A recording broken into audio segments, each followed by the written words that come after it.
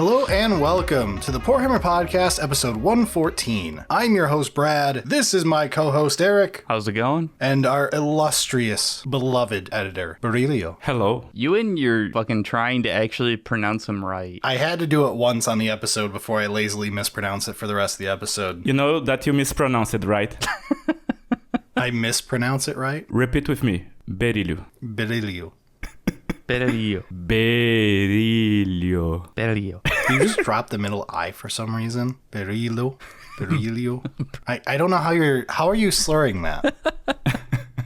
It is interesting because, like, as Midwesterns, we generally remove things, and it sounds like you've removed weird things. I mean, who needs H, right? Or T's. Or P's sometimes. P's are the worst. Yeah, that's why you speak Portuguese. And not a proper language like Spanish. Ah, oui, baguette. We have offended half of our audience in the first 20 minutes. Good lord, the amount of shit we're gonna get for that. None of this is staying in the mainline episode. It's fine. People who pay us already know we're degenerate. Throw in something against the English. Oh, that's later. I'm sure it will randomly come up. Oh, it has to. It's an episode of Poorhammer. All right, gentlemen, it is an occasion worthy of celebration. We have passed 102,000 subscribers and also 100,000, but that's a smaller number, so it's less impressive. So I guess we'll focus on the number that isn't a nice round number instead. The auspicious time of 102. Warhammer 42,316. Yeah, right. We'll just call it 100K. But because we made it to 100K, because people on the internet have no taste in podcasts, we have decided to do a big masturbatory episode in front of all of you. We had fans of the show write in their questions. We put them in a big old list here. I believe we have 134 in front of us to suffer through. We're not at exactly 100K, so you're not getting exactly 100 questions. Life is a disappointment. All right, but without any further ado, let's jump into the disaster that's about to hit us. Sounds good. All right, Eric's got some booze. I just finished an energy drink, and now I've got water to follow it up so that my heart doesn't stop until after the episode ends. Baerillyiumo's got whatever he's drinking. It is time to start hauling. So, first up, Eric, read us the first question. If you controlled the future narrative of 40K, what would you have happen? Now, hear me out, because I'm gonna get yeeted from this podcast after giving this answer. I'll just cut your pay, it's fine. So Warhammer has the Warp, which is basically the blind eternity from Magic, the Gathering, right? Sure. So what if people traveling through the Warp accidentally get into other people's IPs, like on the Lord of the Rings universe? We already had this happen. They went to the Magic the Gathering universe and became loot boxes. No, I'm gonna do the other way around, Brad. You're gonna be playing against Spider-Man and Wolverine in your games with your Space Marines. Oh, you just wanted to piss me off by reminding me of how shit Magic the Gathering is. That's my attempt of getting out of this podcast. Yeah, no, I hope that doesn't happen. You know, it's about when it happens, not if it happens, right? Not if. Because crossovers are a thing. You've just become jaded because Magic failed. All right, so before Brad, you actually take like a good guess or whatever. I want the Emperor to turn into the 5th Chaos God and just fuck the Imperium. I'm annoyed at you for multiple reasons right now. Good, I've done my job. Because I was about to upset the audience by saying I'm going to pass and answer it in a later question, which is the answer you gave. You actually want that to happen? We'll get to it. I will pass and we will come back in a later question with a more serious take. Okay, I'm interested to see what you have to say about it, but let's move on to the next question then. If you were forced to have one firstborn marine vehicle as your daily commuter car, which would it be? This is a trick question because they're all the same box. So, okay, do we have to worry about like buying it and more importantly, do we have to worry about insurance? Because if so, then like the Rhino, because that's probably the least amount of insurance you have to deal with. Okay, fair. Right? Because it's basically free. I'm going to say the Sturm Tiger. The Sturm Tiger. Fuck off. Of course you brought that one back. Jesus Christ. Imagine driving around in that shit box. The cannon is the entire vehicle, so therefore you don't have anywhere to sit anyway. We put a box around a fucking cannon tube. Genius idea. It's a touring car now. So for the next question, when playing 40k, what is a recurring misplay or gameplay choice that either you or others in your playgroup always do, such as auto-including terrible units or always forgetting some rule that leads to unusual situations? I mean, I know something I do, at least. I enjoy putting things in reserve too much.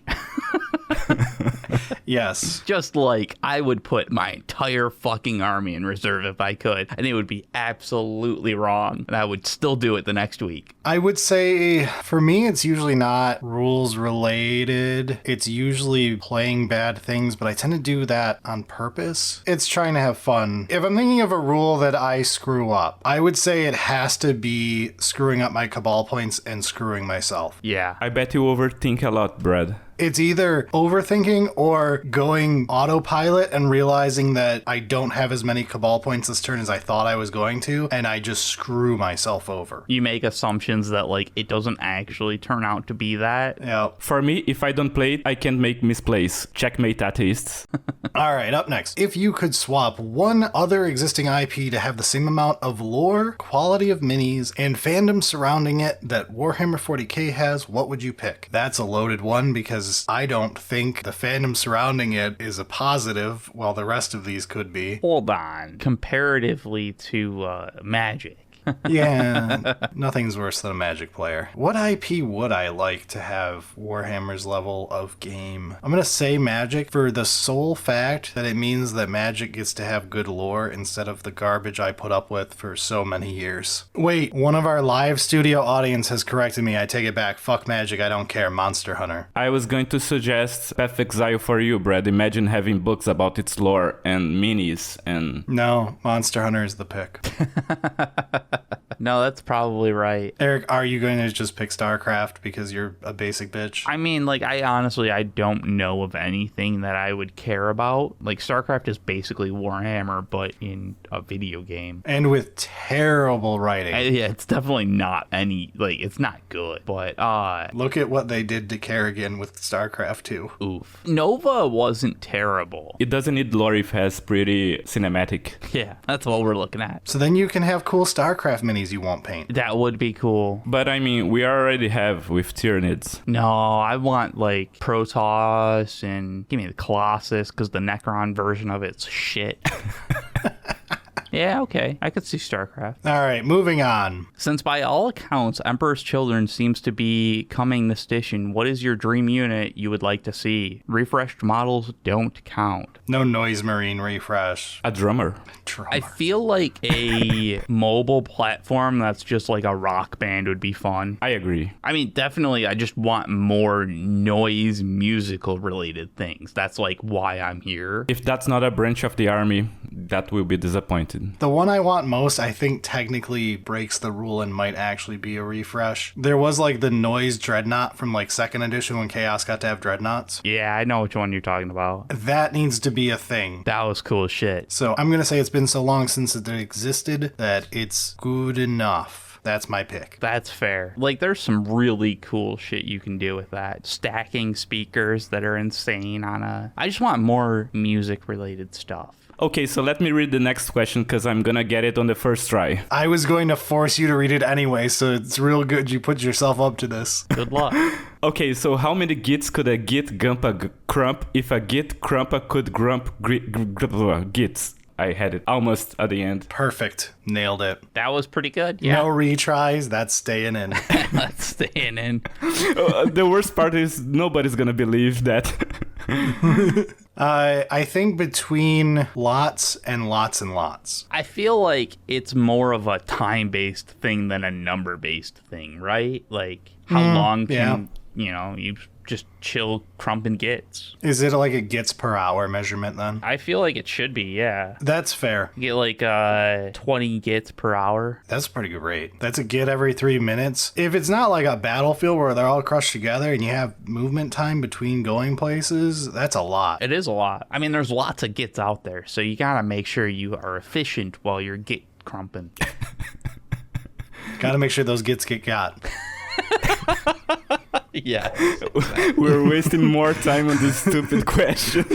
This is a great question. This is one of the best This was questions. funny. All right, so the next one. More AOS content when? This is one of 500 people who asked this fucking question in some form. I imagine we'll do some more once the new edition comes out. I think we'll probably do one before that. So my general thing for all future questions of more AOS when. The first episode did good. There's no reason for us to not do it again, and it was fun as hell to set up. What we plan on doing is to every, 8 to 12 weeks, whenever, maybe longer, maybe shorter, who knows, just throw an AOS episode in there from like one of our successful 40k episodes, do the AOS equivalent, just to try to do some basic intro level interesting AOS stuff. Probably never going to go deep into it, but things like grading every factions blank, any of our gigantic super successful episodes you've seen before, those are all fair game for future AOS content. It's not going to be a weekly thing or anything, but we will be doing more of it. Yeah, we were going to do some more AOS content, and then 10th edition came out, and it was like, all right, it's the new shiny thing. Our live audience would very much like AOS Smash or Pass. Maybe we'll make that a goal of some type. Next episode. Next episode. No. We reached 103,000 subscribers. Yeah, right.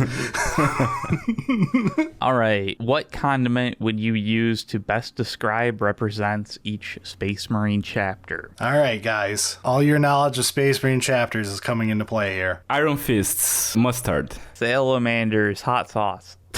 I'll go with mayo for Space Wolves. You got 3. White Scars is what's fast in a condiment? You can't look at chat. What the fuck is fast condiment? Worcestershire. Okay, Baerillyiumo. Ketchup for Blood Angels. Okay, we got 5 so far. Can you guys finish this? No. Come on, Eric, let's work together here. Like the trivia episode, let's exchange Discord messages. Black Templars is Black pepper. Black Templars wasn't one of the 9 I was going to count, but we can keep going, sure. I don't know any of the other ones. Iron Hands. You already did. Iron Hands was your first one, Baerillyiumo. No, it was the Iron Fists, the yellow ones. That's Imperial Fists. I wondered why you said Iron Hands. Shit. I thought you were just having I'm some, gonna like, retake it's a that. joke in Portuguese. No. I'm gonna retake that. Iron Fists. Iron Fists is Iron neither. Fist is a combination of shit. Imperial Fist and Iron Hands. Imperial Fists. I'm aware they're Imperial all Fists. essentially the same name. Imperial Hands. Imperial Hands, not fists? Shit. Yes. Yeah, actually, yeah. Believe it or not. Believe it or not. Where's the name of the condiment? The yellow one, the mustard. So, okay, I got this. Imperial Hands, mustard. God fucking damn it. Oh, okay. It's not Imperial Hands? It's Imperial Fists. Oh, no, wait. Good enough. Good enough. I like it. No, It's a twofer. no, I'm No one feeling like remembers. this is staying on the episode. No. It's okay, I can re-record alone and nobody's gonna know. Right. Yeah. It's better if you don't. I'm going to go with Ultramarines as ketchup. Yeah, that's honestly, they're the most basic. Yeah. That's what should have been ketchup, but I get that he was going with Blood Angels ketchup for red. I was thinking it makes sense, but I think Ultramarines is probably the better one. Dark Angels is wasabi because it'd be better if it wasn't on the plate. Ooh. Yeah, Raven Guard. Fuck, I don't know, man. Something forgettable. Quick, what's a forgettable condiment? Ooh, soy sauce. That's a good one. Nailed it. We got it on the first try. That was 15 minutes of this recording for anyone looking at the final cut. We even made a new successor chapter along the way. A couple.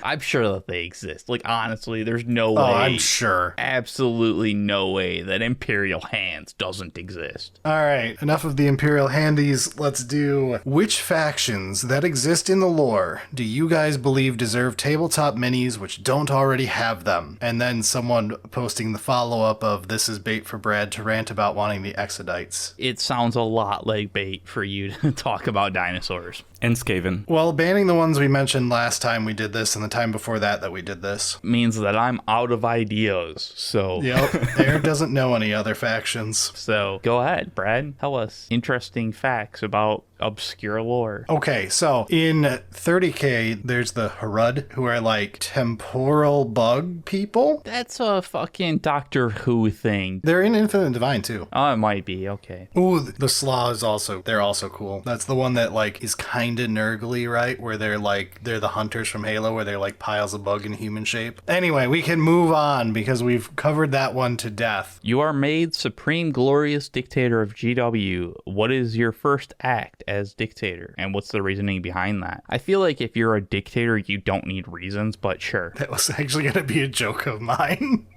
Like, that's like the perk of being a dictator, right? So the answers any one of us would give is digital rules, right? God, yes. Digital free rules. The key part, it would also make Baerillyiumo's job easier here. So that's come with the job. What do you do right after? All right, so if we're banning that, what do you want to do, Eric? Bring back Psychic. Fair enough. We set the bar too low, everybody. And what, like, Brad, you're just going to say, let's bring back character enhancements. No, I was trying to actually think of something large. I would either create more formats or I would lower the base army points to 1k for the competitive play. That's a good one, and one I want to do on a future episode, but yes. But for me, I'm going to say one that's spicier. I would remove Warhammer Plus from existence. Ooh. And go back to being more encouraging of people making YouTube comment of their own volition for fan works. You can set up a proper legal document to still keep your IP and trademark and everything else all fine and dandy while allowing for fan creations. You know how Dungeons and Dragons became like a system that everybody can make rules for it? I'm literally talking about Dungeons and Dragons. Yes.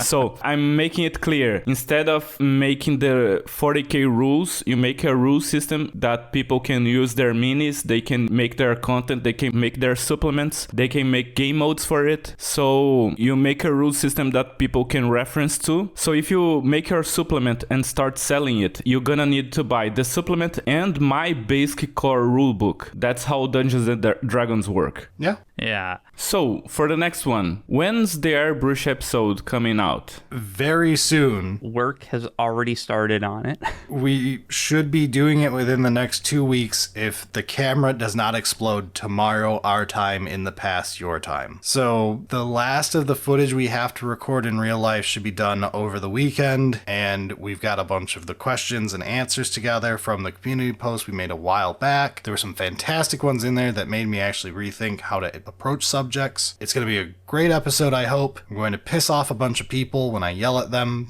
to stop making excuses. It's going to be a good old time. All right, next up, are you guys ever going to do an episode on how great magnets are for those of us who don't have room for 3D printing, but still want some savings on models? This one is interesting because I don't believe it. I am not a pro magnet kind of guy. On a knight, magnetize your knight. It's very easy and it saves you a ton of grief later. We have a friend who started with AdMech, who magnetized Skitarii and Breachers and all that stuff and magnetized all his tanks, and it's a living nightmare, and they fall apart constantly. It's awful. It's generally not worth it at infantry size. All because he was afraid of WYSIWYG. Bingo. So yeah, it's not a thing. Don't fucking worry. Slap your shit together. Put on what looks cool. If it doesn't quite match, it's fine. Unless you're a Space Marine player, then people will bitch. But for everybody else, it doesn't matter. I do feel like it's nice in Grey Knights. You can put the jump pack thing on. Your Grey Knights was very simple. Out of everything we've ever magnetized, I still think we magnetized too much on your Grey Knights and played it too safe because it was too early in us playing. Oh, absolutely. We magnetized too much. I probably would have still magged the backpacks because it was so simple. Just put the backpack on it and then, like, you're good. Some of those simple ones, I think magging is a great idea. But, like, magging full loadouts so that you can switch anything in WYSIWYG, yeah, that's a bit too much. So you think this deserves a full episode where you guys talk about every faction models that are good to be magnetized? That could happen. I think we could do that. But as for like an overall how we feel about magnets, there's a quick answer of like, they have use. Don't overuse them. Don't overly fear WYSIWYG. It's not going to hurt you. I promise. Ask people who've been playing this for a long time. It literally doesn't matter unless you're one of 1,000 people worldwide who grinds tournaments. Right. You aren't going to be. All right, Brillio, next up, we got a question that you gotta read to us. So, for each one of you, you get one model and its datasheet to Super Legends, where it gets deleted from everyone's memory and collection. What are you picking? Oh man, that's a lot of options. I don't think we can pick any models that are main characters of memes, because we don't want to lose memes. You stole part of my thunder. I know that people are going to think I'm going to pick something that I always meme on, but I wouldn't do that, because if you lose memory of it, then that's one less joke. You wouldn't know about the Sturm Tiger being pump action. Exactly. So you gotta pick something. So it's not something so awful that people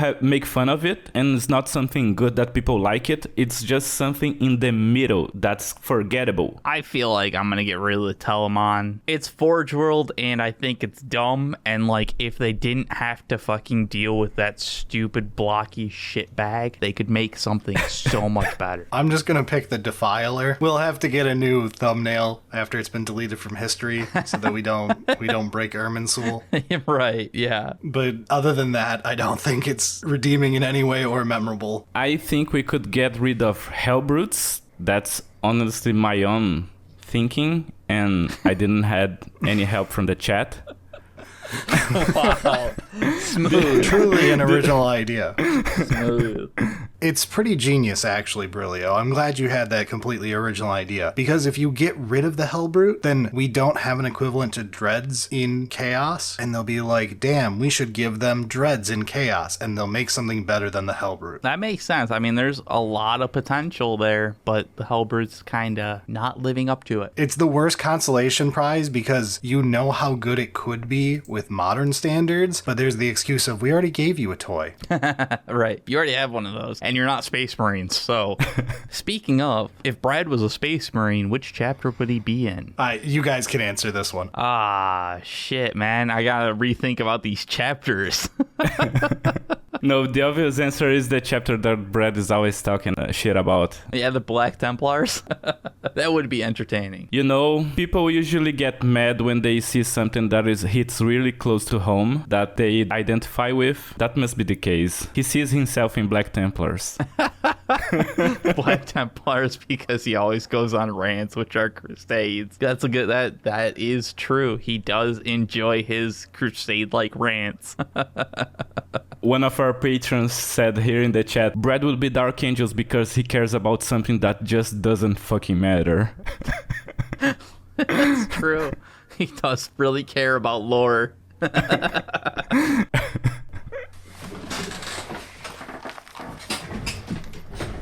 you guys pick? You're gonna know when you're listening to the episode. And now you're gonna give us your honest reaction to what we just said. Go on, Brad.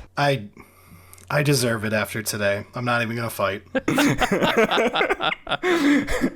All right, up next. Looking at the recent codices, releases, and removals, do you feel the game is in good hands? Or do you think that something is wrong or different now that wasn't when you guys got into the hobby? Do you feel optimistic or pessimistic about the future of the franchises? Wow, this feels like a loaded goddamn question. It sounds loaded, but at the same time, like, I can understand the standpoint, especially because, like, we do negative episodes on occasion. That's true. That said, I still think my businessman mind says 10th edition was a good idea. Not well executed, but a good idea. And it's not so far off that it's irredeemable. Like, there's fixes that could be happening. And to show that they're constantly learning and trying to improve, 4th edition AoS is currently in, like, spoiler season, I guess you could say. And it honestly just looks like better 10th. So, like, I'm gonna go with they're learning. We're on the uptick. There's plenty of improvements to come, I'm sure. So I'm gonna say that they're on the right track with what we're seeing right now. We'll see if I feel that way in another 4 years, but it's pretty good so far. Pretty good so far, yeah? That Custodes Codex? Again, Necron's in 9th. You can't say this is a new thing where there's bad codices. It's a constant problem. Is it improving? Not really. We're seeing the actual issue just repeating over and over and in stagnation, which isn't decreasing. And we're improving in other ways. But like when you look at the beginning of 9th, you've got Space Marines, which is exactly like Space Marines is this edition, totally mid and whatever. You've got Necrons, which was a fucking disaster.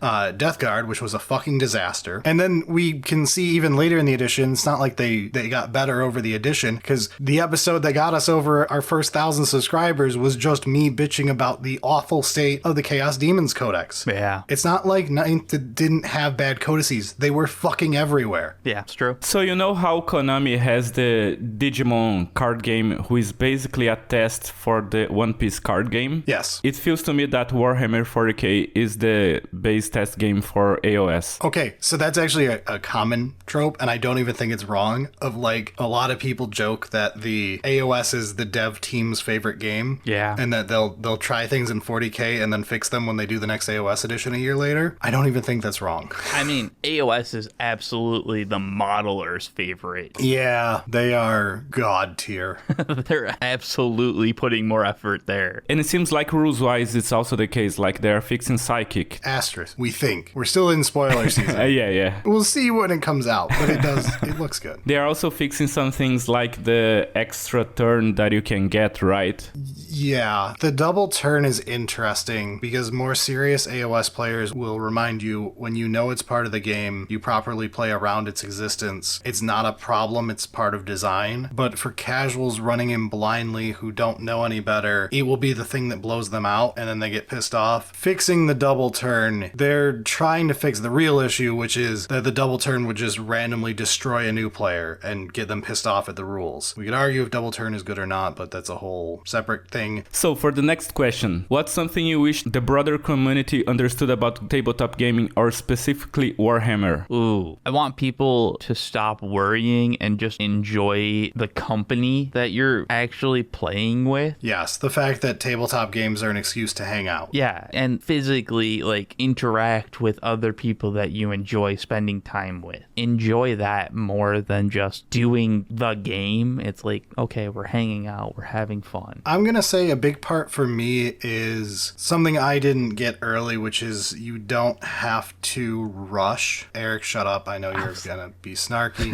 There's absolutely snarky about, like, even if you knew, you wouldn't fucking change. But continue. I don't even mean from a money perspective, but just in general, like, don't try to go like, oh, 2K is the standard competitive format. I got to get 2K right now. Right. It is okay to build up. It is okay to play slightly less balanced formats to start out. It's more about actually learning how the game you're playing works and then building up to the point where you can play the full, in air quotes, version. Slow down when you're new. Yeah, I think that's a great idea just with like hobbies in general, like any hobby that you're having. Don't try and make it a sprint. Just enjoy the journey, right? That's the kind of thing. The poetry, I'm sure that there's a bunch of poetry about the journey instead of the destination. So, all right, if you could choose to permanently end one running joke in the fandom, which would it be and why? Okay, I'll do a solid to Bricky. Let's remove the shovel meme. No, that one's fun. The fact that it upsets Bricky makes it funnier. It's absolutely true. Yeah, that's true. It was like a mid joke, and then I found out that Bricky hates it, and now it's a very funny joke.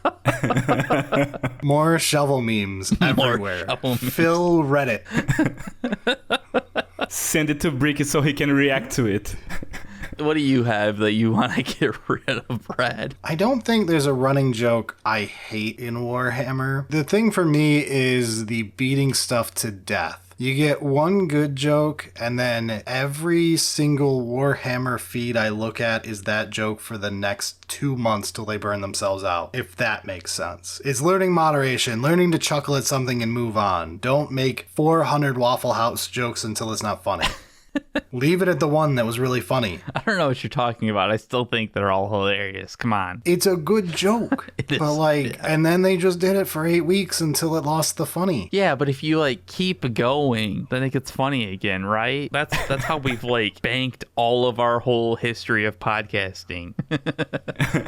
Okay, so what faction would you never play and why? Never play, huh? I mean, Brad, you own basically every fucking faction, so And the ones I don't own are easily accessible. Yeah. Which is kind of my answer. We have a podcast where we have to cover 40k. I'm not going to not play a faction. As much as people like the memes of Brad hates XYZ Space Marine, I played a shitload of Space Marines at the start of 10th because I was trying to get in reps so that I could more accurately give advice to Space Marine players early on so that, you know, like, I sound like I know what I'm talking about. That's kind of the deal of, like, even if I don't like a faction, I still got to get some reps in with them. The factions I don't get reps in with are factions we literally don't own. I mean, this person is thinking about a faction that you would play constantly. Maybe there's a faction that you don't like mechanically how it works. I would say in general, I don't enjoy playing hordes. Okay. You spend a lot of time Just on movement phase. just doing things to do nothing. You are making your time worth less. Wow. Interestingly, I feel like out of all of them, Drukhari's the least likely because I've played against it enough that I just don't feel like it. That's actually fair. Honestly, if you were to ask me the question with that in mind, you're right. I just don't bother playing Grey Knights because, like, in 9th, I played against Grey Knights a lot. If it was like, you have to play Drukhari, okay, I'd probably have fun with it. If we were playing 9th, you would probably have a pretty good grasp of how to run your list, too. Yeah, probably. So yeah, I mean, it's just one of those that, like, there aren't any that I think either of us just wouldn't play, but, you know, there's a few that, like, are lower on the list kind of thing. But in any case, neither of you would be able to play Harlequins because it doesn't exist. That's just a low blow. Low blow, but you're not wrong. Let's move on from that disappointment. Oh, it's the helpful one. Thank you, random commenter. You helped. Have you shilled your merch on this episode yet, Wink? No, we haven't. We have merch. You should buy it. It's at Orchid 8. There's a link in the description /show notes / probably a pinned comment.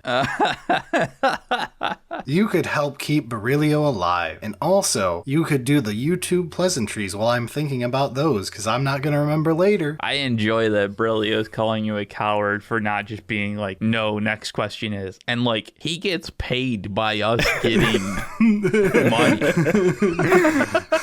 It Right? would be Like- funny though. It would be funny, but so stupid.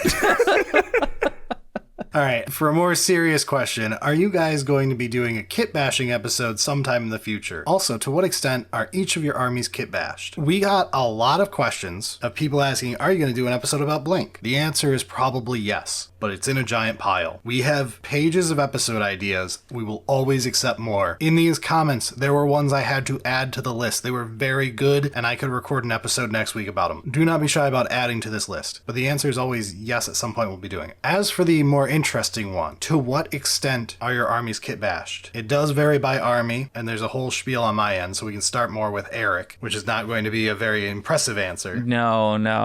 Given that I didn't really do the Grey Knights part, And your Grey Knights were done early on in our process. We didn't really kit bash at all back then. my orcs haven't really been there. Honestly, I kind of fucking hate the Killicans. Putting these together has been a nightmare, and they are being kit bashed on accident because I fucked some shit up. So the orcs are going to be more kit bashed than I had expected. But Brad, go ahead and tell us about your brilliant planning on kit bashing things. Honestly, you have a couple armies that needed it. Yeah, your Drukhari, we have a full episode on it. We do. In my Drukhari, I kit bashed quite a bit. I also printed a lot, but I'm not going to count that. No, that's not kit bash. So my Drukhari obviously do have kit bashing stuff. Specifically, I'm thinking of my Taloses and Chronoses. My Necrons, not really. There might be one that I can't really think of that was very unimpressive. Your Necrons were pretty early in figuring out this whole hobby thing, so... I moved some arms around on my destroyers to make them not so copy-paste. I do remember doing that. Oh, okay. Fair enough. My demons, there's honestly not much kit bashing on my demons. Yeah, most of any of the changes are 3D prints. We have some very large 3D prints of my demons. I guess kit bashing wise, you could say, okay, in my corn part of my demons, which I'm not going to show off yet, soon though, we'll be talking about that in a later question. I did kit bash together one of my heralds on foot, and I made it so I have a very ambiguous sergeant for my blood crushers that could be the character version, because the character version is Finecast and I will not buy Finecast. So one of my sergeants is dolled up a little more, so I can just play him as the character should the need arise. I feel like most of your kit bashing is in your nearish future. You have some very big ideas. So Gene Stealers, I bought a lot of Necromunda kits. Yeah. You have like boxes of quote unquote bits, and it's like, those are full models, Brad. What the fuck is wrong with you? And as I said, Gene Stealers were not going to happen for at least a year. I knew how much other stuff I had to do, and then I went and changed Spiteful Idiot to defend Eric, and now I have to do all of Alpha Legion. I mean, I was drowning. I'm still drowning. It's embarrassing, really. You were drowning in a puddle. Fuck you. I had my face down. Oh my god, I have to paint four whole units. Oh, a single vehicle's taking me a year and a half. It's about the size of a knight. How do you paint it? It's hard, man. It's hard. But my Gene Stealers are probably yet another year away at this point if I'm doing things in a responsible adult order. But when I do get to them, essentially every model is not going to be vanilla. I'm planning on almost everything getting some level of changes to it. But yeah, if you could change one rule of 10th edition, what would it be? Anything goes. It's gonna be psychic. You forgot to take away the psychic one, so I'm going to do that. You can't pick psychic. Fuck you, damn it.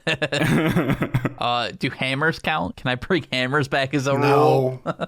Does free rules count? We can ask for free rules.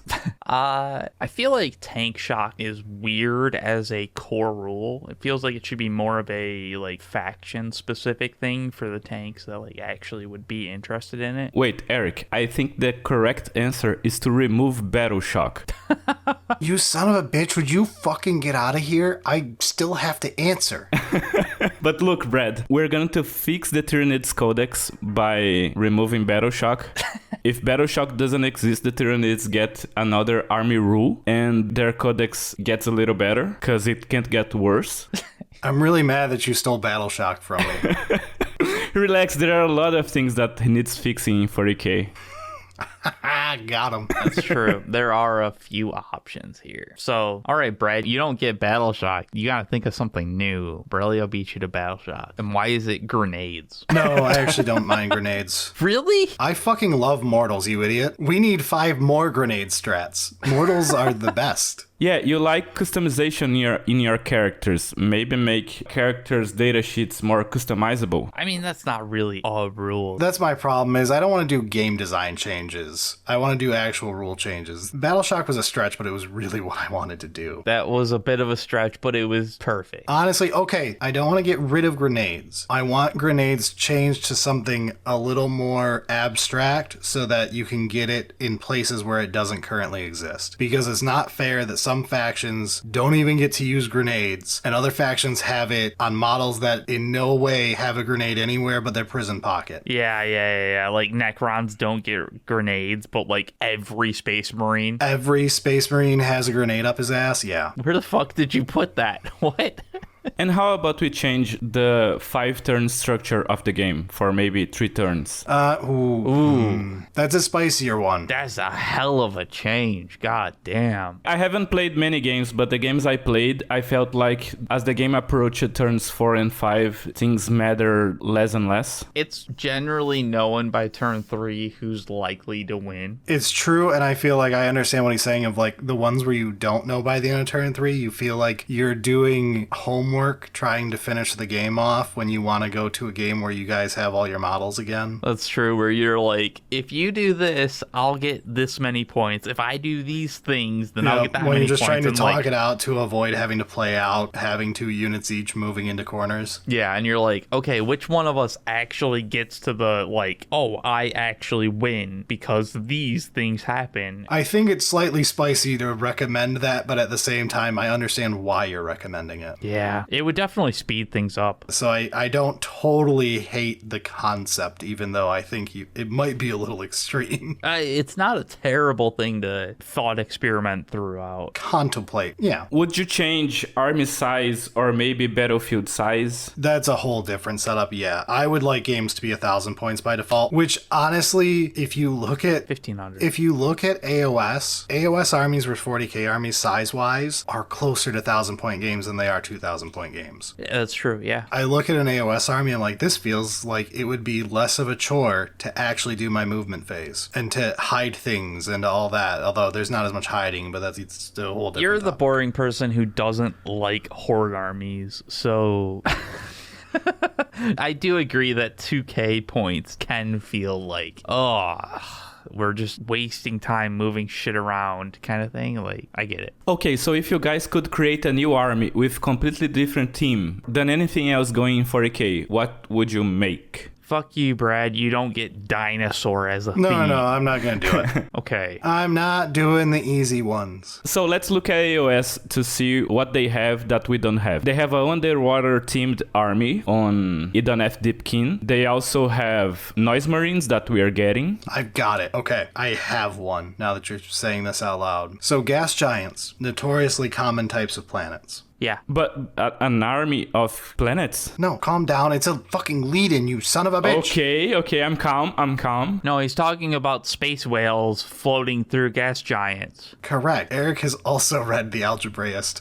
Yeah, I got there. I know what you're talking about. Continue, though. I'm interested. I'm imagining myself with an army of dudes and you with your planetary in your side of the board. No, but the point is, beings that would exist within gas giants would be wildly different. They would not be something to walk upon the ground. They would be like something more jellyfishy, floaty. Oh, I see what you're saying now. Like a totally different type of body structure because they live in a planet that is gassy. Yeah, again, the Algebraist is a great example, as Eric was immediately catching on to. I was like, I know exactly where you're going. I agree. It would be very cool, Brad. I grew up on a water world. Yep. Would you make it Xenos or Chaos? Xenos. The game should be 95% Xenos if we're thinking about it realistically. The lack of interesting things in Chaos is not a reason that we need new Chaos. It's just a reason that we should be exploring our current Chaos Demons options beyond fucking humanoid with spikes. But yeah, no, I think that would actually be pretty fucking cool. Perfect opportunity to jam non-humanoids creatures in there. Yeah. Okay, next up, you get to choose one single kit that is currently metal or find cast, and GW will magically update it with a beautiful new plastic model. It can be from any faction except the factions you play. Which unit are you gonna update for somebody else? Fuck. I have at least 3, so you guys can name whatever you want. The Telemon. Okay, Baerillyiumo. I'm gonna give my choice to Chet. What do you say, Chet? God damn it. Wow. Holy shit. Real streamer energy right there. Jeez. I love that multiple people have named Forge World, which is neither fine cast nor metal. I let Eric get away with it, but the rest of you should know better. We have Warp Spiders. Oh, yes. Okay, Warp Spiders is good. And it matches one of mine, which I will also give it to the poor Eldar. If you're going with Warp Spiders, I'm going to pick one of their poor Phoenix Lords that still have not been updated. Okay, you pick a Phoenix Lord or pick another one. We just need like 3 more people so we have the full cast or something like that. So we can have enough to fix them. Oh, it is the fucking Catan. I fucking hate the Catans. Jesus Christ. Banana Man needs to disappear. Found Eric's pick for a few questions ago, too late. All right, the most important question of the night. What Warhammer characters would you have in your dream blunt rotation? Ooh. So, what is a dream blunt rotation? A blunt rotation is where you all sit in a circle and pass a doobie around and get high. A doobie being weed. Okay. So, definitely not the Ultramarines daddy, Gilman. Oh, Gilliman would be kind of fun high, though. That's a funny one, actually. Making Gilliman actually smoke pot would be funny as shit. I mean, we had to get a lot of pot because he's a Primarch. But if you can get him high, I just imagine he'd be such a nerd about it. And then he would get high and be like, oh shit, I did need to relax. Are you trying to tell me that Call hasn't figured out gene splicing super weed? Give him 50 years. 100, he's going to distract himself once he figures it out. Yeah, I was like, he's going to take advantage of it. His own special storage. Eric wants Cal by his side because he's gonna take something out of his pocket that is like 10 times stronger than what you got. I mean, there is something to be said about having some type of Slaneshi demon related person, right? Like the sheer amount of excess that like they would be like, all right, let me introduce my blunt to this rotation.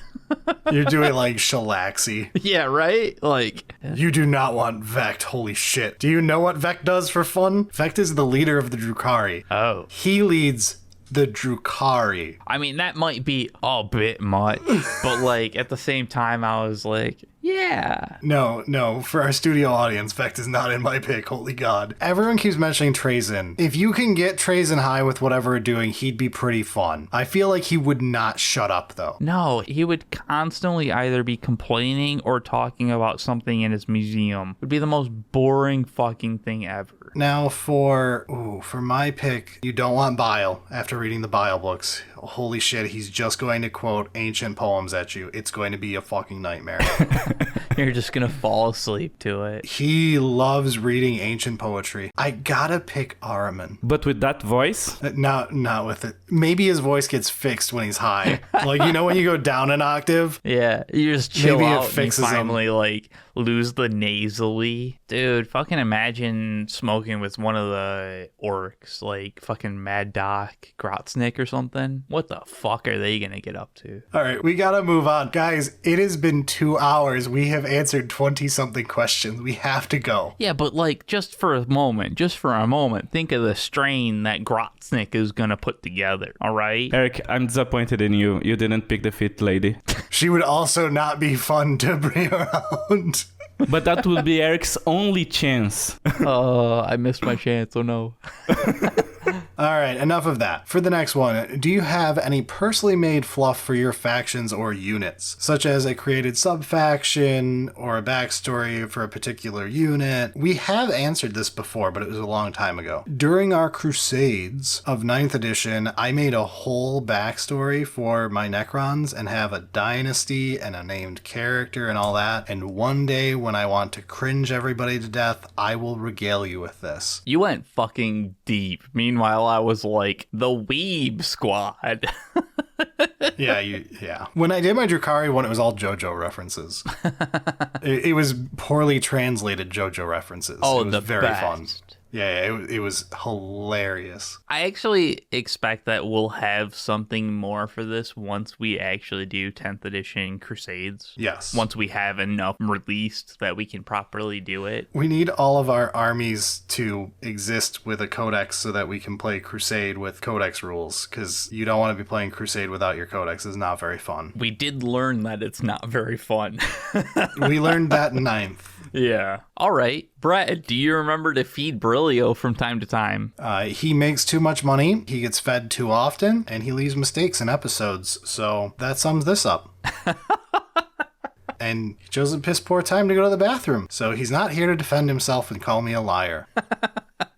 All right. In an alternate universe where this became an AoS podcast first, 40K second, and you guys already had Warhammer experience before getting into your 40K armies, what 40K army do you think you would have started with or gotten first? Hilariously, mine would probably have been demons. I would have started Seraphon in this alternate universe, right? Obviously, because like we're in this alternate universe, the models that exist weren't shit. So I would have started there, but then I still would have ended up going Tzeentch almost immediately. That would have been, you would have been into demons, and then you'd have been like, oh, that's an easy into 40K. Yeah, and then I would have been like, hey guys, let's all buy a 40K army, and you'd all groan. As is tradition. As is tradition, and I think at that point I probably would have gone into orcs, as I wanted to originally in 40K. I don't know, would you have started some type of dwarf in AoS? I likely would have been some type of dwarf army in AoS, and I still likely would have gone into orcs in 40K just because Votann wouldn't have been a thing. I mean, I guess if Votann was a thing, maybe I would have been suckered into Votann by the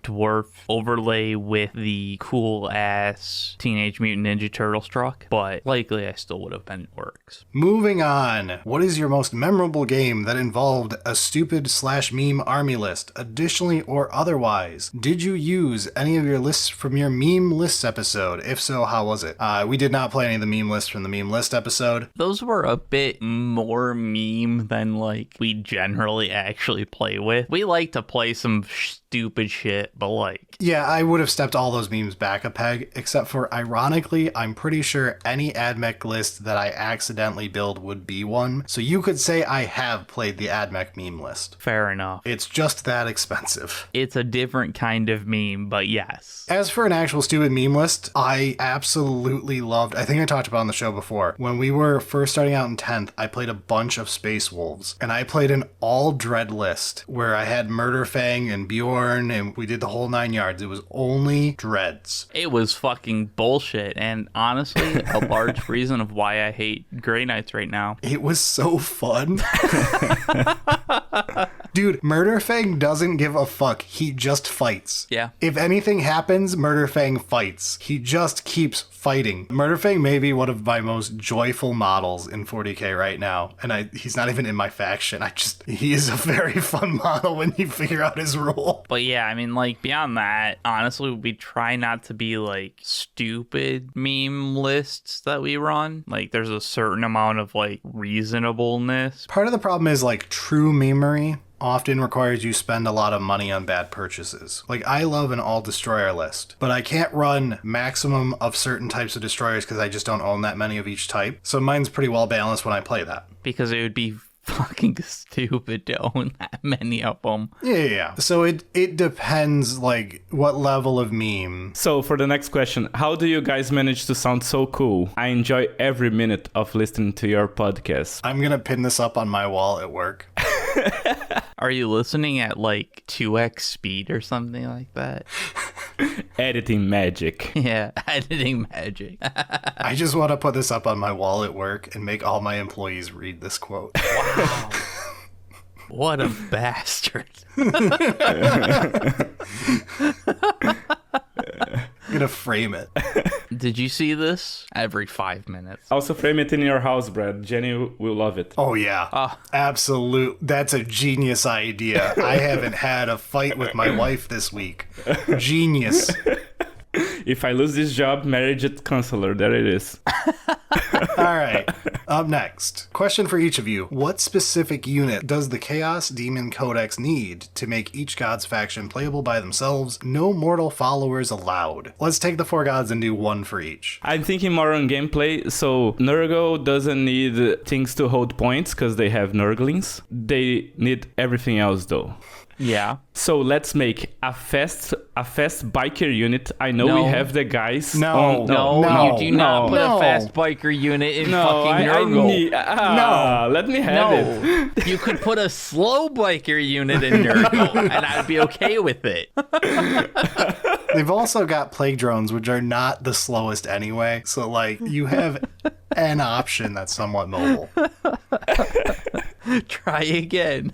Okay, I want holes on the ground that my army can use to teleport around the ground. I'm not going fast, I'm teleporting. Okay, yeah. That doesn't break the rules. All right, Eric, what's one for Slaanesh? Honestly, I think they need a better battle line unit. Demons do the job, but I just don't. They feel like a shitty battle line unit. Like, they feel they should be they should be slightly better and in, like, a more elite spot, whereas the battle line unit for Slaanesh should be, I don't know, a bit more... You like hordes, so make the battle line a small little creature like the things that carry the chariots. You want something like Seekers where they're like the animal without the rider? Yeah. Okay, so I'll take the last two. Khorne is actually pretty well balanced, it just needs more. For Khorne, I want bigger, beefier boys. Oh, you want some knobs? Yeah, because one of the problems is you're like, oh, Blood Crushers fulfill that role, but it's still just a little boy on the back. Yeah, Blood Crushers others are honestly disappointing in so many ways. You've got the Swole God, the god of getting jacked and roids. Yeah, it's like, where's your gains, bro? And Blood Crushers are smaller than Space Marines. Why do we not have bigger than Space Marine demons hurling shit about? We need some beefy boys in Khorne. No, I'm on board on that one. Let's get bigger muscles. But Tzeentch. Here's my problem with Tzeentch, right? It's supposed to be the unknowable, changey, warpy, craziest of all the gods. It's true. The designs in Tzeentch are so tame and boring. All the designs of all the Chaos Demons are, wow, you made a dog slightly scary. Good job,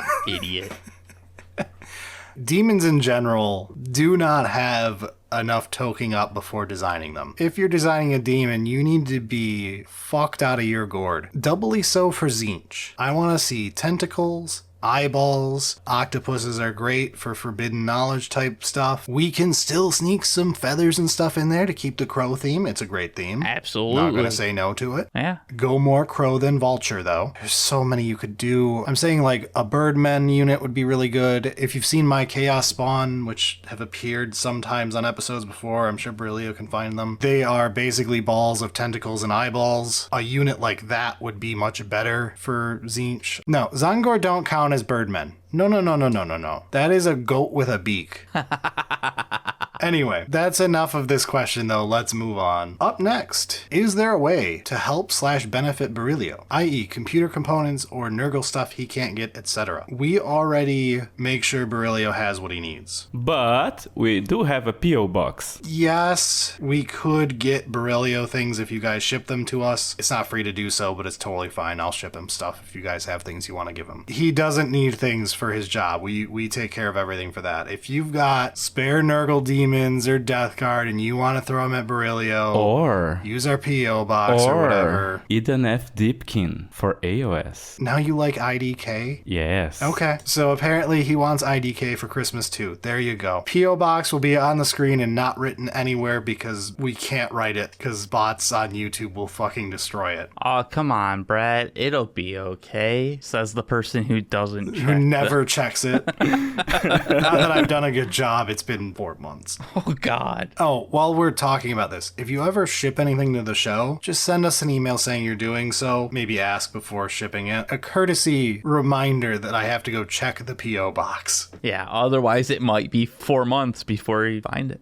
So, next question is for Eric. What's your favorite way to build orcs? In a way that they fit together. Unintentional kitbashing. Yeah, basically. I mean, honestly, I just kind of build them. Most of the ones I've done lately have been the squig-related orcs. They're not, like, my super favorite, so I just kind of make them fit. If that requires a super amount of chiseling and gluing, then that's what it requires. Hey, look, we've got another question. When will Eric paint his orcs? You know, I feel like someone's getting pressured here. I feel like people want me to suffer. Painting's not supposed to be suffering, Eric. It's a hobby. It is supposed to be a hobby, that's true. But somehow you can't literally paint the entire everything with just an airbrush. Not with that attitude. I was going to say, I've seen Marco Frigioni make you a liar. Fuck off. No, that doesn't count, okay? He is, as far as I'm concerned, he's a fucking magician. And nothing is actually real that he makes. Man, their editor must be really good. Yeah. All right, anyway. Okay, I guess I'll take the one that has a bunch of words here. I'm sure that there's a question in here at some point. I have had this idea for a while. I think Trazyn should be able to transport 200 points worth of anything except other Necron units. I think it would be a nice upgrade for such a beloved character, and it would drastically expand possible list compositions. I also just want an excuse to buy the new cool thing and be able to play it. But what do you guys think? So we've talked about this in our playgroup before as like a funny casual list type idea. Trazyn and his fucking Pokeballs, yeah. Trazyn, and you're only allowed to bring like 400 other points of Necrons. The rest has to be other stuff. Yeah. You're not allowed more than like 500 points for any army. You gotta mix them up. It's gotta be random bullshit go. It absolutely needs to be an assortment of things. Honestly, that would be great. I'm not even kidding. It's a very funny list idea. I support the idea. It's just so not balanced in any possible like. It'd be very funny, though. Competitively speaking, I'm sure someone would break it in half instantly and be the unfunnest piece of shit to ever live. But for fun, it can't be beat. It can't actually exist, though, but like... Why not? Let it be broken. Let it be broken for some time. Let's have fun. Because stupid shit like grots exist means that you can't actually do that. Yeah, and you would quickly find the most efficient thing in every single army because they would all be played in that list. Then you're going to have to punish 45% win rate armies because Trazyn's taking their best unit and putting it next to another army's best unit. You open your app and it's there on the top. Broken datasheets.list. Basically, yeah. I mean, it would be an easy way for GW to figure out what's fucking stupid and busted, right? Like, they won't have to gather data. They'll just be like, let's figure out what people are playing with Trazyn and then nerf it into the ground. Brilliant. You have 2 weeks of this being legal. Right. All right, Brillia, you want to take this next question? Okay, so for the next question, you can trim the datasheets of Space Marines. Which units go and which ones stay? And there was a follow-up comment. The old Marines get cut. So that's the easy one, but I'm going to throw out a curveball as well. I would also cut the Desolation Squad or Desolator Squad or whatever they're called. I would cut the rocket launcher boys with the meme guns. Not because they're meme guns, they're funny as hell. No, they're not. They're fucking stupid. The Desolation Squad, yes. Yes, I would cut them as well. My reason being, when we got Hellblasters and then Eradicators, I was like, genius. So rather than repeat the mistakes of the Devastator, where Space Marines got every Imperial heavy weapon as an option, I liked the idea of limiting them down to Plasma and Meltas, so that way you could do rockets go to a different faction that could be more rocket oriented and try to like spread out the identity rather than have, you can do this, you can do that. Space Marines, you can do whatever the fuck you want. So rather than repeat the mistakes of old Marines, kill the old Marines, as we all know I was going to say, but also kill the Desolation Squad and don't do it in the first place. Keep them limited to things like Hellblasters and Eradicators. And then you have your sisters in a slightly related but slightly off direction. Then you can keep rocket launchers to people who can't be holding heavy bolters. I want to get rid of the Space Marine ability to take rocket launchers. Rocket launchers belong in guard. Fair. Like, rocket launchers are fucking stupid on a Space Marine. You already can carry around bolters. You can pick up a las cannon by hand. Why are you using rocket launchers? Let that be guard shtick. Yeah, okay, I see what you're saying. Do you have anything, Eric, to remove from Space Marines? I mean, most of the fucking list, honestly.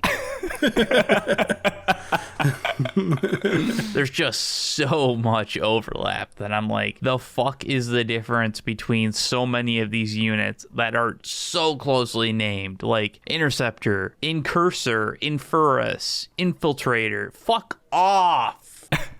Remove everything that starts with an in. That's not even the worst part, though. It's like, that's not the only one. There's so many other problems that are all the same goddamn fucking names with the slightest fucking changes ever.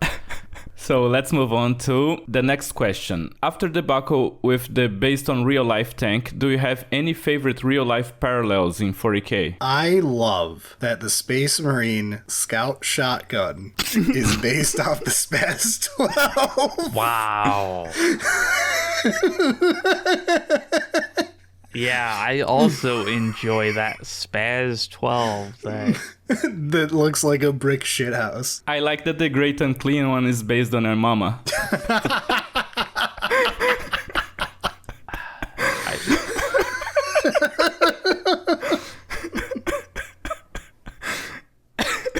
I've got nothing, honestly. Like, most of the parallels in 40k in real life are fucking memes. They are. They're the most stupid fucking thing ever that you're like, wow, that is a battleship that sunk 8 times out of the 9 times it was ever built and put on the sea. Let's put that in 40K. It's the Pancor jackhammer. All of the worst memes of history end up in 40K. Yeah, it's like, this was the worst fucking idea we've ever had in war, but we built 100 of them because we didn't know any better. Let's put it in 40K. Yeah, I love it. It was great. Okay, so the next question is also related to things you want to remove and add to the factions. So, apart for Zangors and Hammers, what would you give and take away from your armies? I would take Psychic Dread, which I'm not banned from taking because you got distracted by Zangor, who I like. I'd give a Psychic Dread to Thousand Suns. Yeah, it is kind of insane that you don't have that. Don't worry, Blood Angels has us covered. So there's a bunch of possibilities in Orks. Like, the immediate thing that came to mind was like, let's get the Grot Boss to fucking really meme this shit up. Eric, you can have a Squeak character. I feel like that's more of a Brad thing.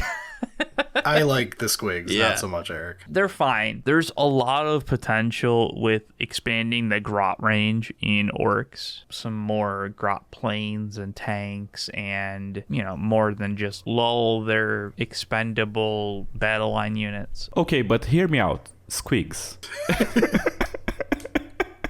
This is why it's taking us 5 hours to do 30 questions. I hear you, and that's fair.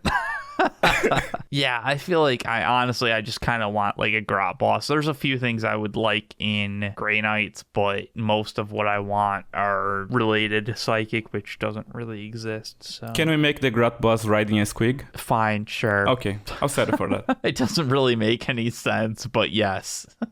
All right, next. Can Tau have beards? Like, what color would they be then? Blue? My initial thought is red because I'm pretty sure that Shadow Sun has red hair. I'm pretty sure red is a natural hair color for Tau. But like, all that said, no, Tau doesn't have beards.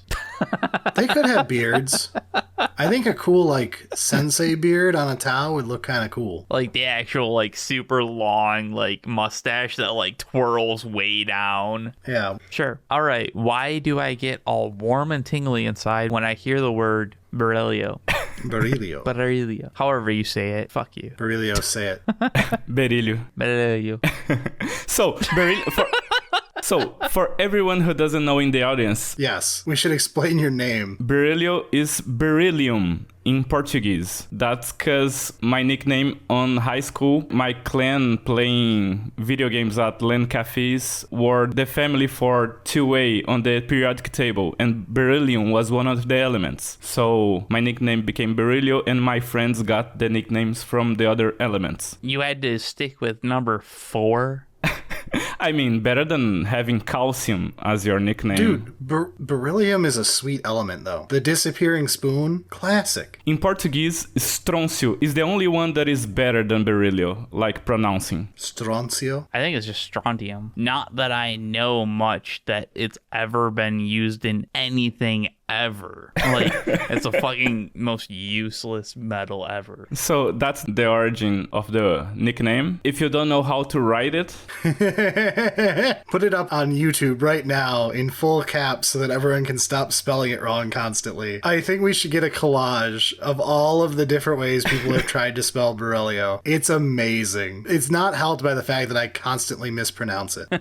you see, that's good though, because if you read the name of the wind, if people know your true name, they have power over you to control you. Ooh, good book. So it's good that people don't know my name, so they can't control me. It's better if you don't know that reference because you won't experience disappointment. God damn, that is true, though.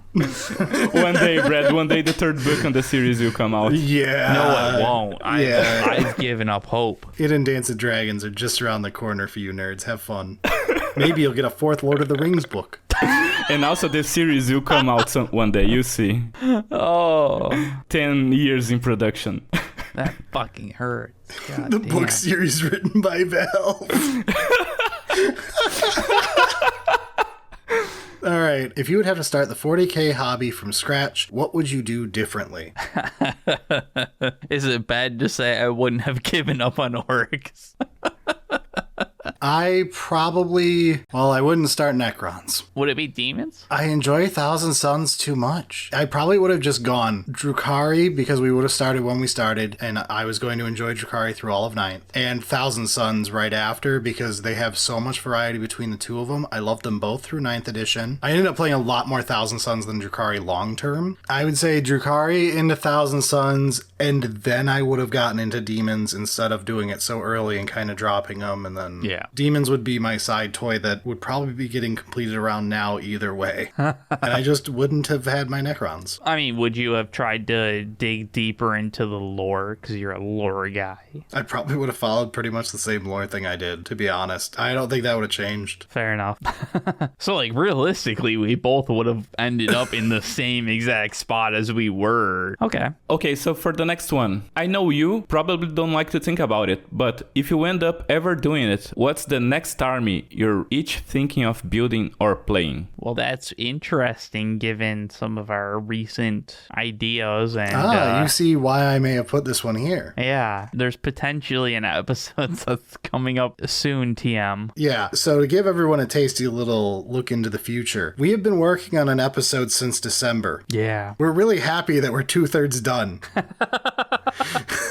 And it will be worth. If you guys don't like this episode, I officially don't know what you people like. This has to be people's favorite episodes when we do it. It's interesting because, like, the fact that we've spent time on it is honestly a part of the episode. It's like that was part of the whole thing. It's like it wasn't just immediately we figured everything out. It's like there's a journey. I have spent many hours working on this episode and dollars. Yeah, so hopefully we'll have that one out soon, TM. The next couple months, we should have this one coming out. Yeah, there's been a lot of longer term episodes we've been working on for like the past 4 months, but this one has eaten so much time and it's going to be so good to be done with it. I don't mean that as like I hate working on it. I mean like I am going to be doing a victory dance when you guys get to see this. Yeah. Brad, tell me, how many hours of footage? Not much. Yes! All right, Baerillyiumo. This was probably asked last time, but what's your favorite edit you've done or the one you're most proud of? Okay, so for the favorite one, it was the shorter one that I did. If I edited something and it lasted like a day to edit, that's my favorite. Wow. Oh, you're talking the whole job. We were thinking of like a perfect moment. Yeah, like the fucking adding Bricky into the episode or something. You guys don't know this, but like Bricky randomly popping up to do that Sisters bit, Eric and I didn't know that was going to happen. No. That was I tested the episode and lost my shit. It's fucking hilarious. Yeah, no, Baerillyiumo just went out of his way to go contact Bricky and get him to record that. I made some trade-offs, but it was worth it. Yeah, you fucking use somebody else as a trade-off, you bastard.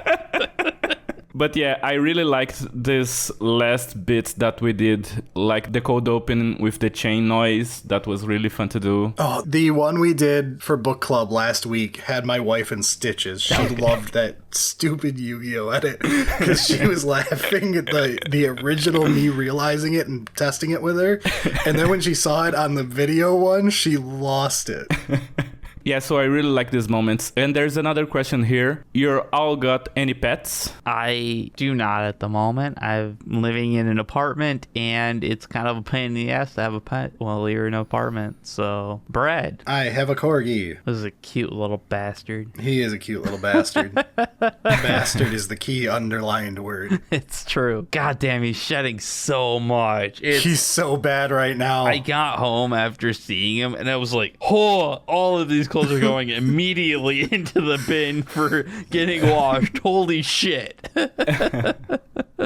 Yeah, if you missed me for 10 minutes there early on the episode, it's because I had to pause for a moment to give medicine to one of my dogs. His dogs are sick and need your money. No, but seriously, I had one of them, and then all of a sudden, I have now 4 of them. The most Brazil moment. Yeah, like, wow. You are a have you heard of Bob Barker before? Yeah, in Brazil, if you live on a house, sometimes you see dogs abandoned in the street, and you kind of have to take care of them. So now I have 4 dogs, and they don't obey me at all. So For example, I went to give medicine to one of the dogs, so I have to give the medicine in some type of meat. How do you think it went with 3 other dogs in the house? Extremely easy. Yeah. Dogs are known to not get jealous of you putting food into something else's mouth. Yeah, and how do you think, okay, so put them in different rooms. Oh, yeah, they love being put in rooms that you close doors in and go somewhere else. 2 of my dogs, they jump windows, they jump walls. Have they eaten through the door yet? That one's a great one. The one that I have before, he knows how to open doors. Nice. My German Shepherd could do that, yeah. Yeah. He used to open doors on his... He would open the front door if someone showed up. He was like an anti-security dog. But at the same time, like, he was still, like, a big German Shepherd, so, like, he it's had still a to, German like... Shepherd, so I don't think anyone would have been dumb enough to try anything, but, like... Okay, so for the next question, if you were forced to kill and eat one of the 40k races, which one would it be? It has to be Tau, because Tau is already cows, so it's just steak. I mean, they're humanoid, though. It's blue bussy steak. I feel like my problem is basically every fucking 40k thing is humanoid, and that's fucked up. I bet Tyranids are delicious. I bet they taste like chicken. I mean, there's probably a lot of muscle going on with Tyranids. That was kind of my thought. You might not be too wrong. It's going to be a lean meat, though. Yeah. I would avoid the brainy ones, though. I don't like the idea of eating brains. That's fair. I mean, then you go with orcs, right? Then it's just basically a mushroom. it's just a salad. Yeah, that's healthy. Add your greens to your, like, pasta or whatever, and you're like, ooh, this is a good, healthy Thursday evening dinner. Beware the Catachan on the front line who say they're going vegan on an orc war. Oh, God. That's fucked up. You eat what you kill. Yeah, you eat what you kill. All right, next up, we've got a fucking hilarious one. VTuber avatars when. Honestly, I'm not against it. It's just a fucking lot of work. Yeah, I wouldn't do it, but it would be possible because, like, Bricky is essentially on speed dial, and sometimes I wish he wouldn't be because he has told me so many times to read the fucking Night Lord's book this week. I mean, maybe you should just read the fucking Night Lord's book, huh? What else are you reading doing? Lord of Excess. It's actually pretty good. But I've got Bricky on speed dial, and he's become a VTuber slut recently who just hangs out with VTubers and drinks at 6 in the morning. So we could be VTubers. So this question, or like whatever, has kind of come up a couple times, and it's like, I took a quick look into like, all right, how much actual effort is going to be needed? There's a lot of fucking work in getting like the avatar itself, actually like getting the whole rig work done, then actually like setting up cameras and shit. It's a lot of fucking work. I do not have the fortitude to try to be physically active and dance around while doing the episode. I'm a very fat man. I mean, it's one of those, like, I've got nothing against it other than I'm lazy, and it's a lot of fucking work. Yes, and we'll probably have at some point, I kind of want to have Baerillyiumo do a tutorial on how he does our effects, just as a bonus thing for the patrons. Yeah. So we'll probably release that at some point for people who are wondering how we do our audio visualizers and the chaos of going through the different iterations and the downsides we have of each. Another part of the VTuber avatar would be like, honestly, we would need different avatars than what we have right now. Oh yeah, we'd have to do a whole thing. Yeah, it would be a lot of work, so. And money. Yes. And you guys would have to perform while recording, like... And I couldn't jerk off anymore, you'd all know. I mean, you could, Oh, but no. we would all know, and that would be fine. Oh, no.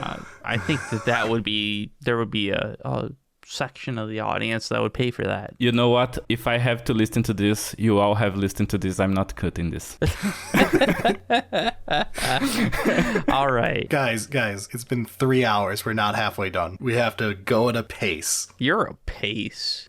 Okay, so for the next question.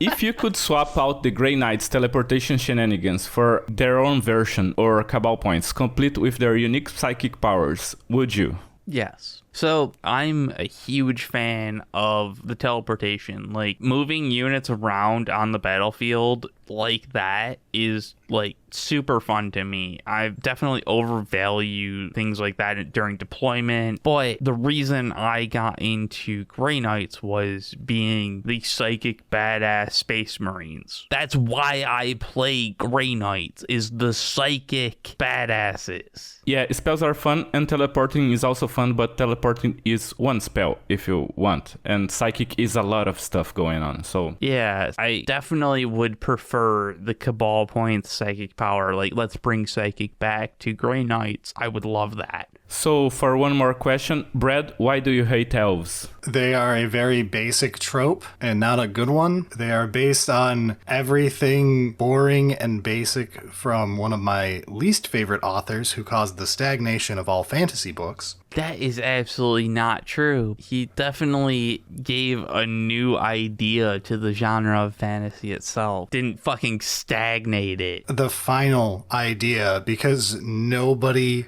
then would change anything for 50 odd years. So he made perfection and you're complaining because he found perfection. Yeah, it's like, wow, this person made something amazing, so everybody else followed him. That doesn't mean that he fucked up. It means everybody else has been a fucking idiot and pathetic. He made something decent. Tolkien is extremely overrated. Yeah, you take it a bit far, but yes. But yeah, elves are just the most boring, perfectest.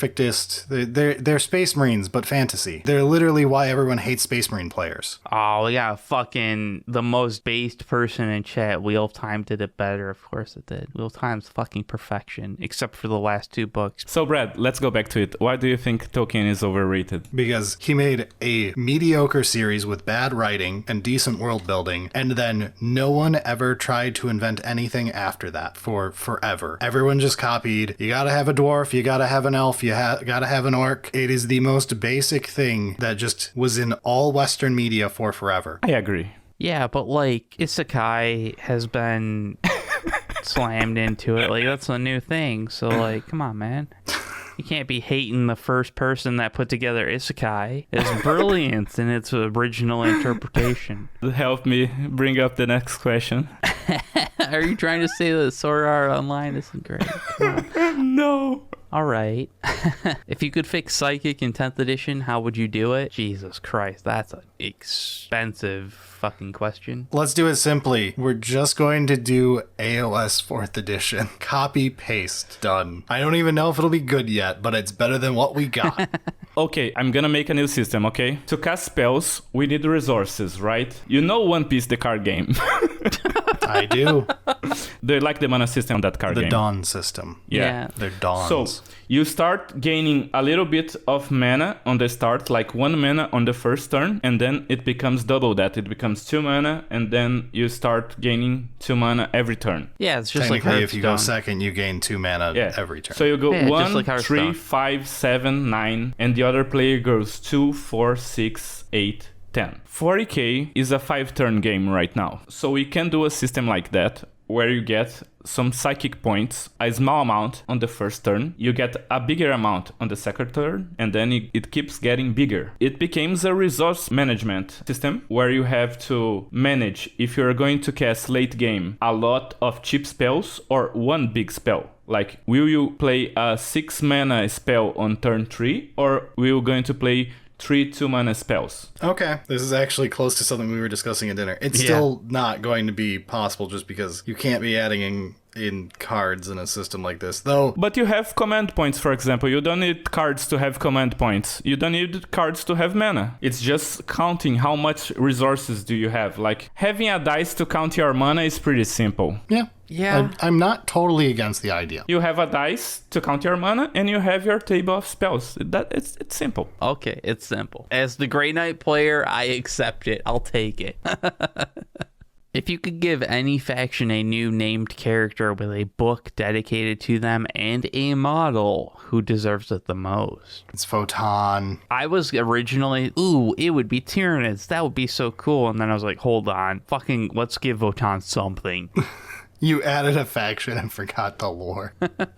Give me, like, the techie dwarf guy and his robot buddy. Hell yeah. Whip it up, named character, book series, let's go. So, if you could add your own detachment to any army in the game, what would it look like? This question comes from Slam Sector TV. Hey, how you doing? I watched your video. Yes, we should do detachment videos. It looked extremely fun when you guys sat there and did it. I feel like we could come up with something for Custodes without too much time. That's what they did.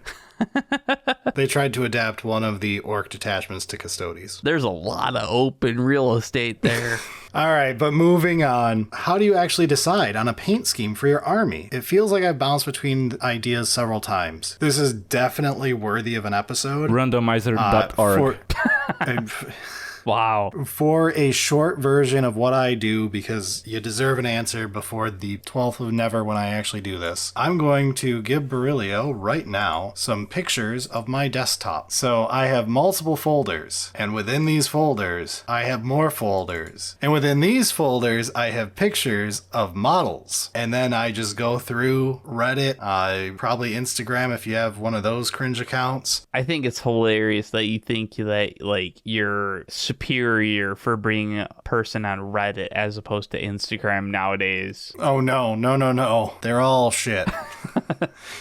They're all shit. Okay, good. Glad we know that. Reddit is my pain of choice when I go to try to find paint schemes. But you can literally just Google faction colors, Tyranids, blue and pink, and hit enter, and you will find Tyranids of blue and pink. You can click on the picture, and then on Google's sidebar, it'll be like, I tried to find you similar looking pictures using my algorithm. And then you can click those and go deeper and deeper and try all different stuff. That is a good way to get ideas for a faction. As for narrowing it down, at a certain point, you just have to make the decision. Okay, so for the next question, will you be looking at Warhammer the Old World? So, you know how I said, like, no matter what the topic, the answer is yes eventually? It's probably not for Old World. So I don't have anything negative against Old World, honestly. It's just we have 40K and any extra time we have AoS. And when I was new, I came in via Total War, and I wanted that world to be my game. It did not exist. And after seeing what the Old World is, like what they decided to do, the stupidest things I've seen choice-wise, of let's bring back ugly old models rather than AoSify the setting and make it look good, I don't fucking care. Yeah. I didn't want to play Seraphon when I saw what they looked like. You're telling me that you want me to play a 35-year-old naked dwarf? Fuck off. Abso-fucking-lutely not. I'm not as negative as Brad is on Old World. I think it's fine, but like, I just don't have fucking time for it, man. Like, we have 40K and we have AoS. And you have Genshin Impact, and you have Path of Exile.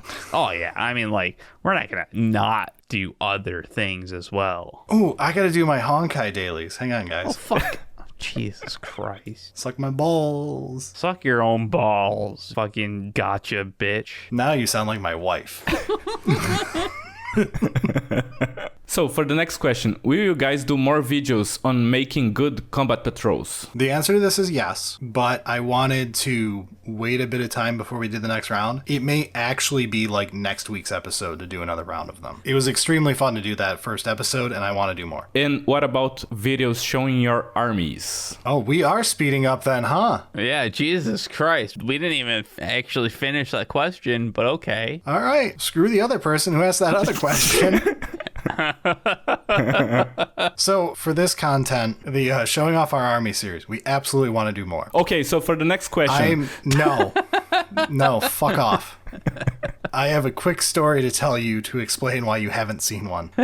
I recorded after a long work week. I spent my entire Saturday, the whole of my Saturday, doing more work for this show for your enjoyment. What a loser. Of going back and forth across the basement, lining up shots of videos, taking said videos, recording everything, setting up models, spinning them around on a table, having things overheat twice because we bought cheap Chinese lamps. Eric helping, of course. Eric wasn't there, as is tradition. I was definitely definitely there. I don't know what you're talking about. So I did all of that for my entire fucking day after a very long week. Got home and found out that our macro lens was not the correct choice to take said video. Everything was slightly out of focus, but you couldn't tell on the tiny checking area of the camera. It was so bad. I cannot believe that you couldn't tell that. If you shrink it down to the thumbnail that you have to check with, it looked perfectly in focus. There's no possible way. You could watch me manually focus in the video and watch me end out of focus after passing over the right focus area like 6 times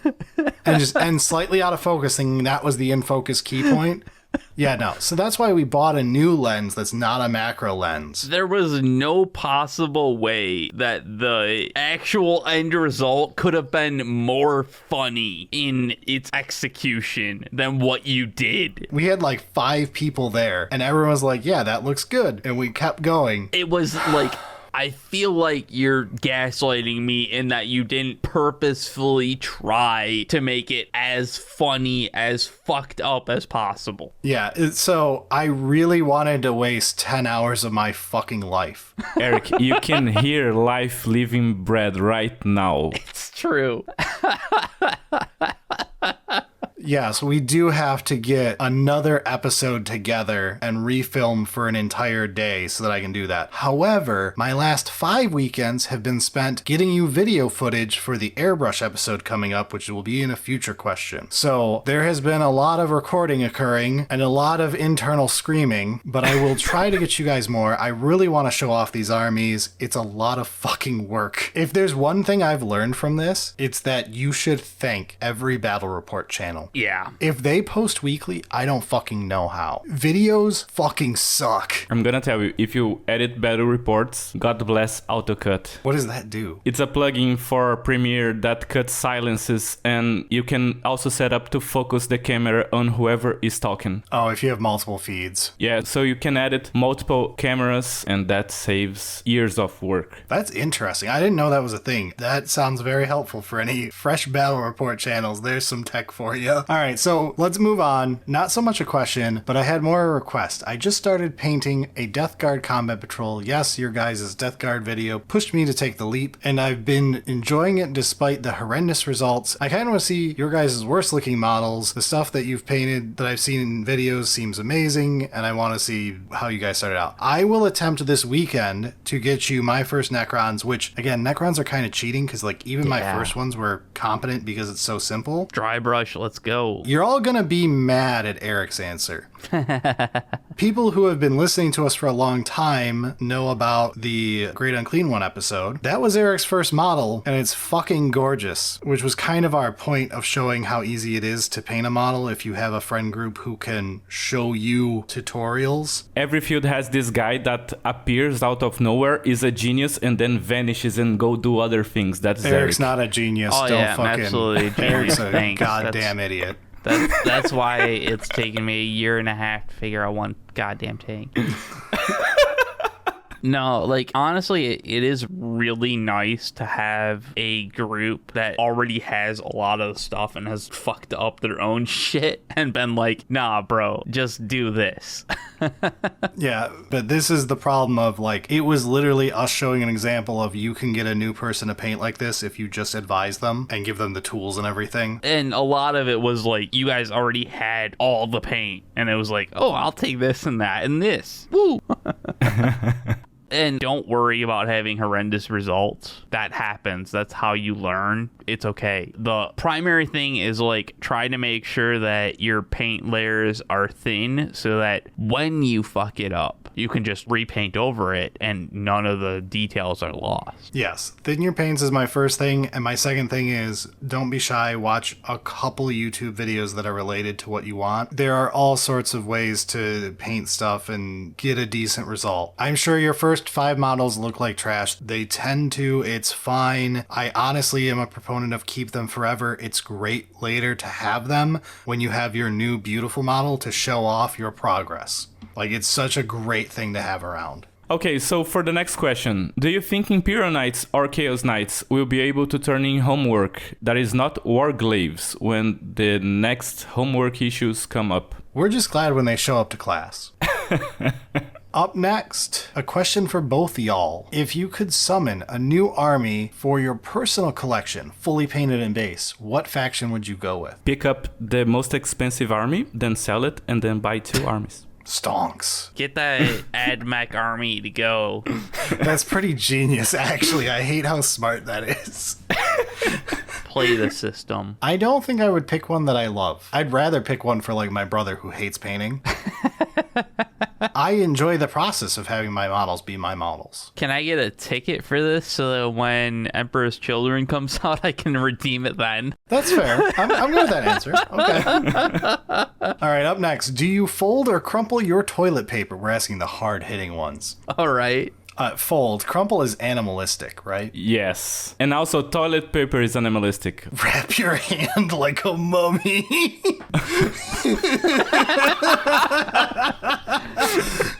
I mean, honestly, like, that's basically just folding, but, like, with some support, right?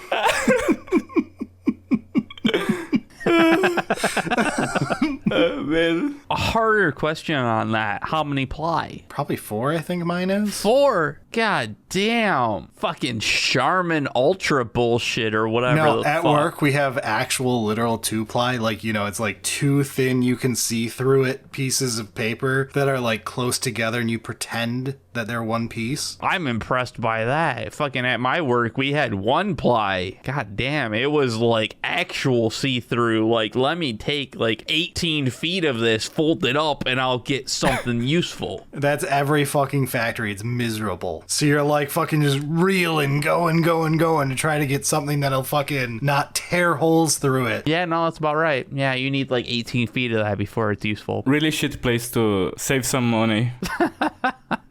All right, up next, would you do another game show style episode? Not only is it an absolutely, but we're planning 2 of them at once right now. Oh, we are? Yeah, you haven't been part of this, Baerillyiumo, but prepare. Oh, no. There's some things going on in the background that are going to be fun. Up next. Your podcast is called Poorhammer, but I think it's missing the poor part in a lot of episodes. How did this happen? With great patrons like Will Wagner. Wow. That was my idea. That's why I put it in there. What a... It's Jesus genius. Christ. It's integration. No. But I agree with this person. We should lower the quality of the episodes. I can edit it a little bit loose. We can lower the quality to 360p. That is true. I don't think we gain anything out of that from YouTube, but I do feel like we should clip the question and Brad's answer and send it to Bricky and be like, is this how you properly sell out? He'd be like, I could have squeezed an ad read in there. Yeah, it was like, that was like a solid 2 out of 5. We could have gotten like an ad read and a whole skit out of it. Okay, so for the next question, do you guys have any tips for the first experience, like actually playing in real life? How was your experience? How did you find your proper play group? Our game group is a growing family that has just existed for a very long time. It is made up of a lot of people who have been friends since before college in many cases, with a couple add-ons over time who just slowly grew into the group. So our game group grew organically over many, many years. My solution to keeping one is to religiously force yourselves to get together and nobody have kids. That actually feels like it does matter quite a bit. But if you don't have a group of friends that play tabletop games, you can A, make one yourself by inviting some friends that don't play and teaching them, or B, go to local game stores and trying to find a group that plays with you. There is no other way to magically make people appear and play with you. With the addition of the Cult of Speed detachment in the Orks Codex, it seems that GW has given at least some attention to aircraft. Planes got the Speed Freaks keyword and can be affected by some interesting strats. How would you guys like to see GW manage aircraft moving forward? GW aside, how would you personally deal with aircraft on the tabletop? The current implementation of how aircraft are forced to basically yeet themselves off the board is not acceptable.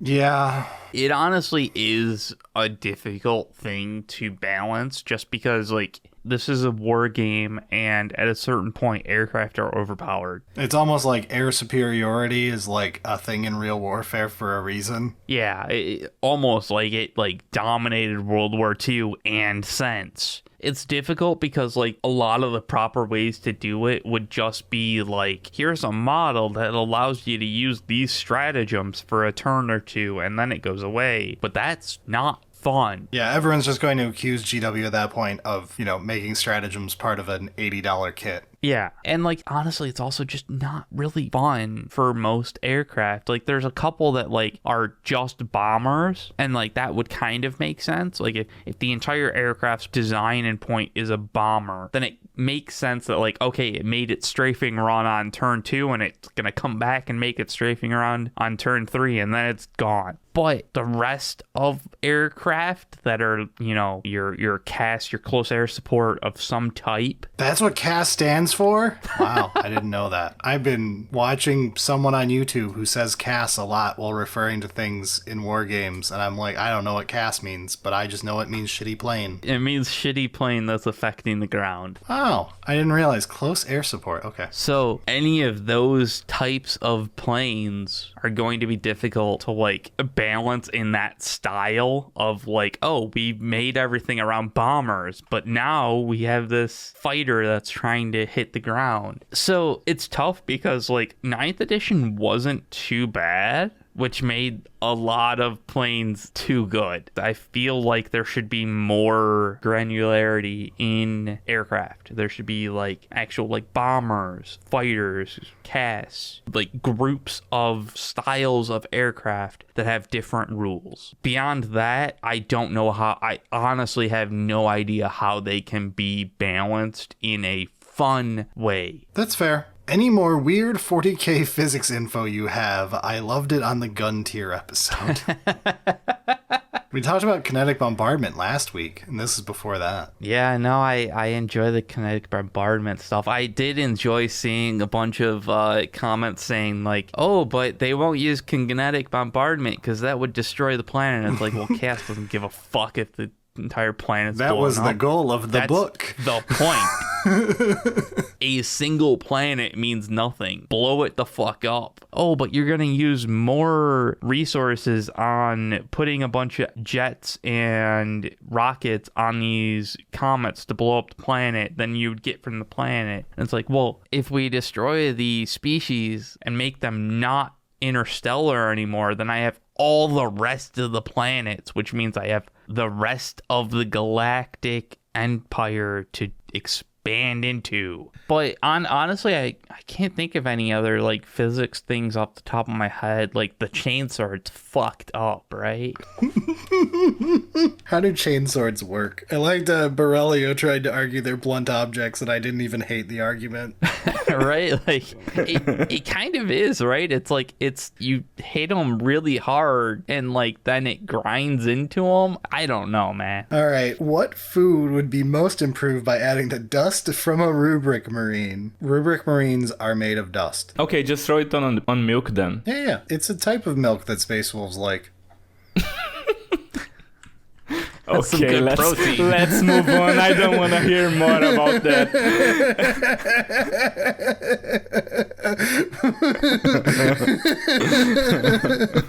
Okay, what big picture changes would you make to fix AdMech? And what do you think about Death Guard, Grey Knights, and Inquisitorial Henchmen having their own codex? My ideal AdMech change. Their current 2,000 point list is actually a 4,000 plus point list. You need to make them much more elite. So redo all the data sheets. Not just like data sheets. You gotta just give up, and they need to be fully redone, twice as elite as what they are minimum. They need like the rest of what they have in 30k. Yeah, that would probably also help. But part of the problem is still like AdMech should be shooting better than they shoot. You should look at a guard and look at an AdMech and go, okay, the Skitarii is definitely better in most categories, or at least half of them. Yeah, I mean a lot of the problems are based on the army rule. That doesn't affect all the models. There's so many layers to the things that are wrong design-wise with AdMech. It's not like they were better in 9th. In 9th, they were broken, but they were also a miserable pile of garbage rules stacked on top of each other, giving people headaches. So do you guys think they are going to fix AdMech in the next balance update? No. They have said it multiple times that they're totally in the next data slate fixing AdMech. God, no. It's going to be just as bad in just a different way. So what about the unique codex for Grey Knights, Death Watch, and Henchmen? This is a rumor that has been going around. I don't fully hate the idea. I think Grey Knights loses out on this. Death Watch have nowhere to go but up. They are a garbage army. And Inquisition is like not actually a thing. So those two merging would be nothing but good for them. Grey Knights has the unfortunate part of being interesting. I do think it is more lore friendly to make it part of the same codex with the other two, but I kind of hate saying that because like Grey Knights deserve better. Yeah, it would be nice to say that Grey Knights deserve better, but like at the same time, I have concerns on how Grey Knights are going to actually be treated after looking at the Custodes. I feel like if it was going to be combined, it would be Grey Knights with a sub-faction of Inquisition and a sub-faction of Deathwatch. But like it would be the Grey Knights thing. I don't know. I don't put too much faith in that until we see it. Okay, so Gork or Mork? Well, it's obviously Gork. And obviously Mork. Yeah, it could be Mork. It could be Gork. Hey, look, it's that one that I said was coming up hours ago. Do you remember 4 hours ago? In the previous recording? Yeah, I do. From a lore perspective, you have to choose between the Emperor dying and ushering in a new dark age of humanity, or the Emperor somehow reviving and ascending, beginning another great crusade. Which do you choose? Okay, this is sort of a spoiler for every contemporary era 40k book going on right now. The Emperor getting off his throne has been hinted at in every 40k book for 10 years. This is so seeded at this point that I can't believe it not happening. I also think it would have already happened had AoS 1.0 not gone over as poorly as it had back in the day. There was rumors that 40k was going to follow what happened with Old World and get a fresh coat of paint, newify it. So because AoS 1.0 got dumpstered on as a terrible start to a game, the rumor was they backed off on doing it in 40k. I have a feeling if it was received more like AoS 3 and 4 are, where people are generally very happy with the modern state of AoS, then this probably would have already happened. And I have no problems with Age of the Emperor being a thing where they just move the settings slightly forward. It's still 40k. You're within the same 10,000 year bracket. You just subtitle it. You clean up some rough corners, use this as your point to retcon some stuff all at once, and everything will move on as normal. It really won't matter for anyone other than people who read books, and we tend to like this stuff because it's interesting. Okay, so who do you hope to be the villains of the new 40k movie that Henry Cavill is making? Tyranid, CSM, Orks, what do you want? First of all, it's a series, right? They haven't changed it to only a movie. Either way, I expect it'll be something basic. Gene Stealers leading into Tyranid invasion. Honestly, Gene Stealers makes a lot of sense. Orcs is an easy one for common folk to grok. Big scary green guy. My ideal one would be like have it be from the perspective of like lower level people and have like a space marine be the major threat. One. I believe Henry Cavill talked about that on Twitter. He's taking the route of making Space Marines this threatening thing that common people don't want to be around. Yeah, something more like the crime books where like a single Melta is a horrifying threat. Not Space Marines running around being Giga Chads. Nah. I want to see like one Space Marine as the bad guy for this 10 episodes.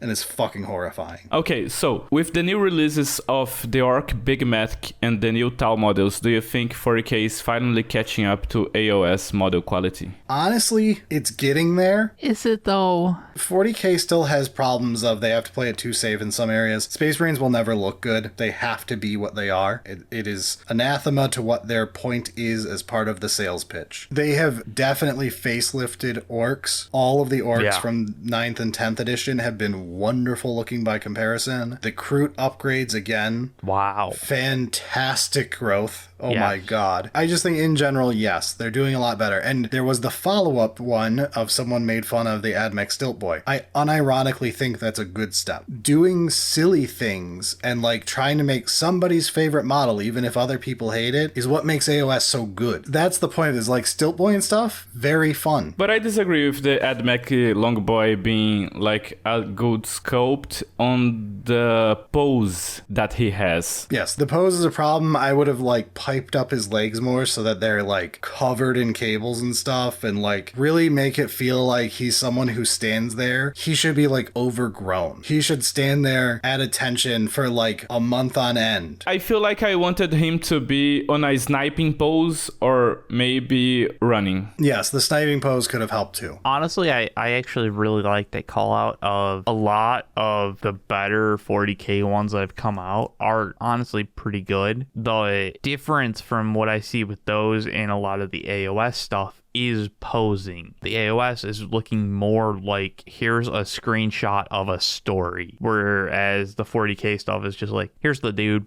It's still being improved on. Like, look at the new orcs. There's a lot more dynamic poses and stuff. The new Big Mech is beautiful too. Oh my god. I mean, I'm not gonna say anything bad against that Big Mech. That thing's fucking awesome. But like, there's still a long way to go. I just hope that like, as they're making all these updates and stuff, it doesn't go to just here's your mono pose, no options, no potential for kit bashing, no anything, especially for orcs. I think that's unavoidable. There are ways to do it where you at least have hands, have options and stuff, and heads. That would be ideal, I think. You have to do mono pose if you're going to do dynamic poses. It's just how it works. It's not a bad thing. It's no different than the Space Marine standard of, you could mix and match all 100 pieces. It still makes a guy holding a gun slightly down and to the right. That's true. That's true. But I do think 40k is improving. So, the next question says, I'm a casual player and I feel really edged out by GW pricing and the way they shape their rules, constantly changing, yet requiring expensive paper books. Though GW games have the largest community by far than any other game system, is it worth buying to another game, risking that I may not find people to play it with? Do you have any advice how to make GW game more casual friendly? I don't have a playgroup that I can rely on, and I'm new to the hobby. So, this gets into kind of the problem with card games, tabletop games, all that jazz. They conglomerate into a single agreed upon standard. It is a risk to not do that standard. This is why you will always have the dominant forces there are right now. It is impossible for Frostblade or whatever that new one is, or Conquest Reimagined or whatever, to ever become the next 40k. It will not happen. It will always be on the fringe. It will probably die out in a couple years. That's the way of the world. It's how these work, because everyone has to find others to play with, so you start conglomerating more and more into a single one. That said, it can be okay. You say you want to build and paint those armies in those other games. If you're going to enjoy all that time, you probably got your money out of what you purchased. Does it really matter that you didn't end up playing the game with it? If you spent 80 hours painting it and got to put it up on a shelf and enjoy it? Yeah, a lot of it can be split into, did you enjoy building and painting the model? The other advice is, of course, you have to find a friend group, a play group, whatever. You have to find them somewhere. Figure out what the locals play. So, if you never played anything tabletop, what you have to do is find a local game store, go there, ask the owner, hey, I'm here, I don't play any games, but I'm interested in playing this. Can you point me out to a player here in the store that plays the game? Or can you tell me a day of the week that players gather here to play this game? Yeah. And then the store owner will say to you, oh, nobody here plays this game. Or, oh, they gather here on Thursdays or Fridays. And, oh, this guy right there, he has this game and he's looking to people to play with him. Go talk to him. That's what you have to do. Yeah, because that's the thing, is you either have to go from your own friend group learning the game together, or you have to find a group. The store owner will be helpful in that way because they want to make the sale. They want you to buy into this game. They're not going to tell you like, oh, no one plays this if someone plays it, because they're going to want you to go there on that day, look at them having fun, and then want to run over to the shelf and buy it. Yeah, and if the game you ask, the store owner says that nobody plays it for now, you ask about what what games do people play on that store. You're gonna get more informed, and you can look at more local game stores if there's more than one, if you live on a big city. Yeah, I was gonna say, like, it does matter where you're at. Like, if you're in a big city, you might have multiple local game store kind of things, and like at that point, you know, it might be useful to look at whatever social media is useful in your area, like to see like what the groups are available. If you're not and you're more rural areas, then you might only have one. At that point, you're probably gonna do better on like, hey, I have a group of friends that are, you know, kind of into this sort of thing, and then just talking with everybody and being like, what do we want to go into? Is it 40k? Is it AoS? Is it one-page rules? Is it, you know, whatever? And then you just come to some consensus and try and find whatever intro box is and see if everybody agrees. If you became an orc boy within the 40k universe, what clan would you choose to be part of and why? What the fuck? I kind of want to say Blood Axes just because Snickerot's so fucking cool, but... I feel like Death Skulls is your best bet to stay alive for more than 30 minutes. I mean, you're a boy. Fuck off, man. You're not supposed to stay alive for more than 30 minutes. Let's go fight. Let's go. I'm just saying, I'm painting blue everywhere. Paint blue everywhere.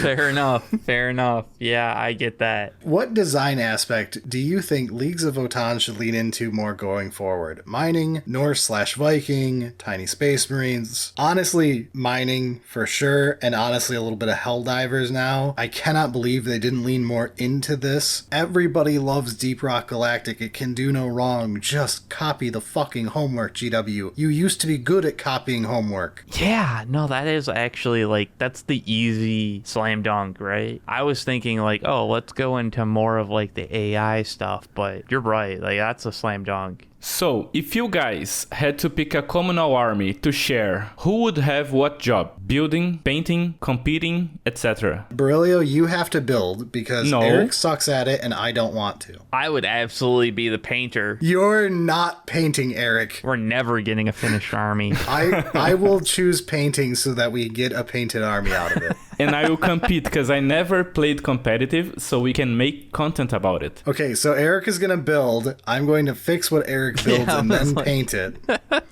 Thanks for giving me both first steps, Baerillyiumo. What would you want to see out of a Warhammer 40k Total War game? We have very reliable leaks about Total War 40k being a thing. Not we. I mean, we as a community. Yeah, I was like, we don't know shit. I got nothing, the rest of you don't. But they're very reliable at this point. And it would have honestly been insane if they didn't at least think about it after the success of the original Total War Warhammer. And in addition to that, we've got the job postings that were vaguely trying to hide the fact it was for a 40k game for CA. We know they're coming. I would really actually like to do an episode about it. I just want to see if people want this. If we spent an episode just going over the 40k Total War what if scenario, like what we expect out of it, and talk about the rumors that already exist, y'all like that idea? Because I'm down for it. I wanted to do this like 2 weeks ago and didn't because I thought it wouldn't do so hot. We have a lot to say on the subject, having put hundreds and hundreds and hundreds of hours into Total War. So I think we could fill an episode if people are good with it. So tell us your thoughts, because I would love to do it. Okay, so for the next question, what is your headcanon for the two lost Primarchs? Okay, Brad, I have a question for you. Can we fit an entire legion on a Trazyn's Pokeball? That's a funny one, but no, we know they were deleted for crimes. So the 11th Legion is led by Luffy. All right. He tried to be friends with everybody and make friends along the way instead of crusading against everybody. The Emperor, being a horrible xenophobe, was like, that ain't allowed. And so he deleted his Tau son. Oh, goddamn. Okay, so the next question is related. Of the two redacted legions, if one were to return, how would you want it to happen? Your idea of having one in a Pokeball is hilarious. That is probably the right way of doing it. Yeah. Trazyn just whips one out of a Pokeball and has just not mentioned it till now. Yeah. He was like, I pulled a funny one. I pulled a funny one. Especially because, like, they would just, like, show up, like, hey, what happened? I'm out of the loop. That would be quite funny given where we're at in 40K. Is there any way to force Brad to build and paint a Vindicator for the Spiteful Idiot army? No, because I worded it correctly. The Spiteful Idiot army allows you, if you pay us far too much money for a month, to name one of the models within this army, an army that I choose the contents of. So the current Spiteful Idiots, we have several names owed, a lot of them actually. They have to get sorted out first, and then I will have a list of all of the remaining models, and I will probably add more over time. But it is an all Primaris army of the Alpha Legion, who will probably get a very funny name, but it is a full Primaris army, so no Vindicator. But yes, it is actually underway. I have a lot of points of it. I am hoping at some point in the next 6 months I can actually show off some completed named models and everything. I have the first test model fully painted. Unfortunately, now I have to do that for an army, and I just finished assembling them, and I'm also working on my Corn Demons and other projects. So yeah, there's a lot going on right now. I don't know, man. It sounds like you're just being lazy. What is a faction that you want to see Space Marined? In other words, what faction do you want as the poster boys of 40K with a roster far larger than any other roster and most of the war? Orcs would be fun. Orcs is already very large. I feel like you don't get much out of it. That's true. Like, Orcs work so well because they have the foil that is the Imperium. I feel like I want Tau, because Tau has a lot of different species on it. You made a good choice. Yeah, there's a lot of potential. And you can make all of your data sheets actually interesting and different and not the same tin can guy with a gun. So you could go into the various different Xenos that make up the Tau Empire, not just Tau. If they went with Tau being, like, here's the main lore aspect, and they didn't go into the other species, I'd be fucking pissed. Yeah. This one is obviously the answer, and the question is, who are the Emperor's most loyal sons? The Alpha Legion. That doesn't seem true. I'm gonna need a source on that one, Brad. I think you're lying to me. Moving on. What are your thoughts on the Kroot finally getting a proper subfaction? Does this change your opinions on Tau in any way? Honestly, not really. I did say that I think we both were in agreement of, like, instead of just deepening Kroot, it would have been nice to sprinkle around all the auxiliaries. Yeah. And, like, come up with some wild shit and do one-offs and see what people liked and then go deep on that instead of just Hail Marrying Kroot and hope it worked. But they Hail Married Kroot and hoped it worked, and I think it paid off. I don't dislike having Kroot there. Nor I. I just think the other option would have been the safer bet from a investment standpoint of, like, safely do, like, you know, a kill team equivalent of a whole bunch of different auxiliary races and have the ones that sell best are going to be the ones we deepen the range on secretly, and we'll just focus on them lore-wise. But just going whole hog into Kroot is cool. There's now enough that Kroot's got their own little sub-faction within it. Cute, cool. Would like another one. Up next, what do you listen to while painting? Question 2, who's the best boy love author? That's a tough one. There's so many good options. I know. Do you remember Black Butler? Actually, I do. That's okay. Yeah, no, that's a good one. I had, yep. That's a great answer. I've got nothing better than that. For an honest thing, what I listen to while painting, it's a mix. I tend to actually use that time to test listen to next week's episode. So unfortunately, I listen to my own voice a lot while cringing. The other thing is lots of Black Library stuff. Right now, I'm in the middle of Lord of Excess. It's going pretty good. I listened to all of the call book over the course of like 1 week while painting. It was fantastic. Yeah, when I do actually paint, I generally don't have much that I'm listening to because I'm trying not to fuck shit up. Eric, I want you to put some tense music the next time you're gonna paint, like like Attack on Titan while soundtrack. Doing like edge highlighting. Okay, yeah, I'll ping Mike and I'll let him know. Here's the before and after. If you hate it, at Baerillyiumo. Fucking One Winged Angel is playing while you're trying to do it for yeah. Sephiroth. What do we got next? Eric, Oh no. you get to design a new Orc or Grey Knight super heavy. Ooh. How do you design it? How do you make it stand out and also be badass?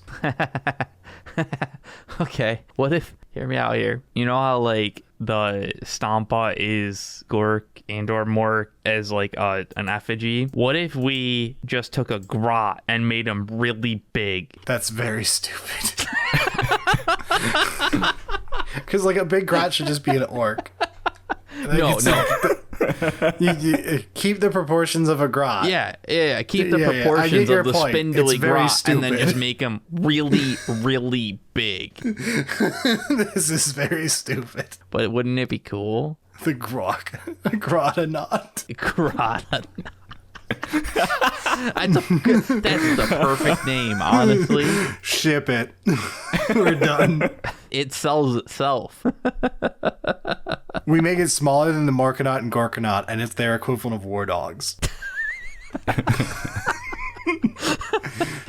It gets better. It just keeps getting better. Yeah, no, I'm sold. That's perfect. Brad, given how much fun you've had with baiting gun people, would you ever do an episode about the IRL inspiration of guns in 40K where you get to join Eric in not knowing what you're talking about, but talking regardless?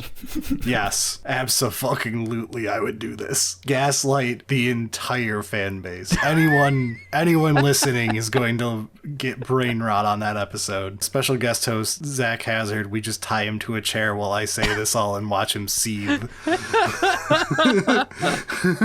Oh, it would be the worst of tortures for him. So anyway, this is the Pancor jackhammer. As we know, it was the greatest gun of the 21st millennia. It's a great stick that you can hit people with. Perfect melee weapon. All right, oh, god damn it, this one. Could Eric beat a Grot in a fight? Round 1, even Steven. Just one? Probably. Okay. I mean, there's going to be some serious damage afterwards that I'm not going to be happy with. But, like, they're like 2.5 feet. It's basically like a really, really fucked up angry kid. They've got, like, needle teeth and shit. Based off War Boss, they're, like, strong as a normal man while being that size. They're still like 60 pounds, though. You just run at them hard enough and they bounce off of you. Round 2, Eric and the Grot both have a stabba. I mean, I'm almost certainly dead. Whether I'm able to take the Grot with me is debatable. I feel like people don't understand that, like, knives are really fucking deadly for both parties. Like, people bleed out and die. When people are killed, they die. Yeah, this isn't Canada.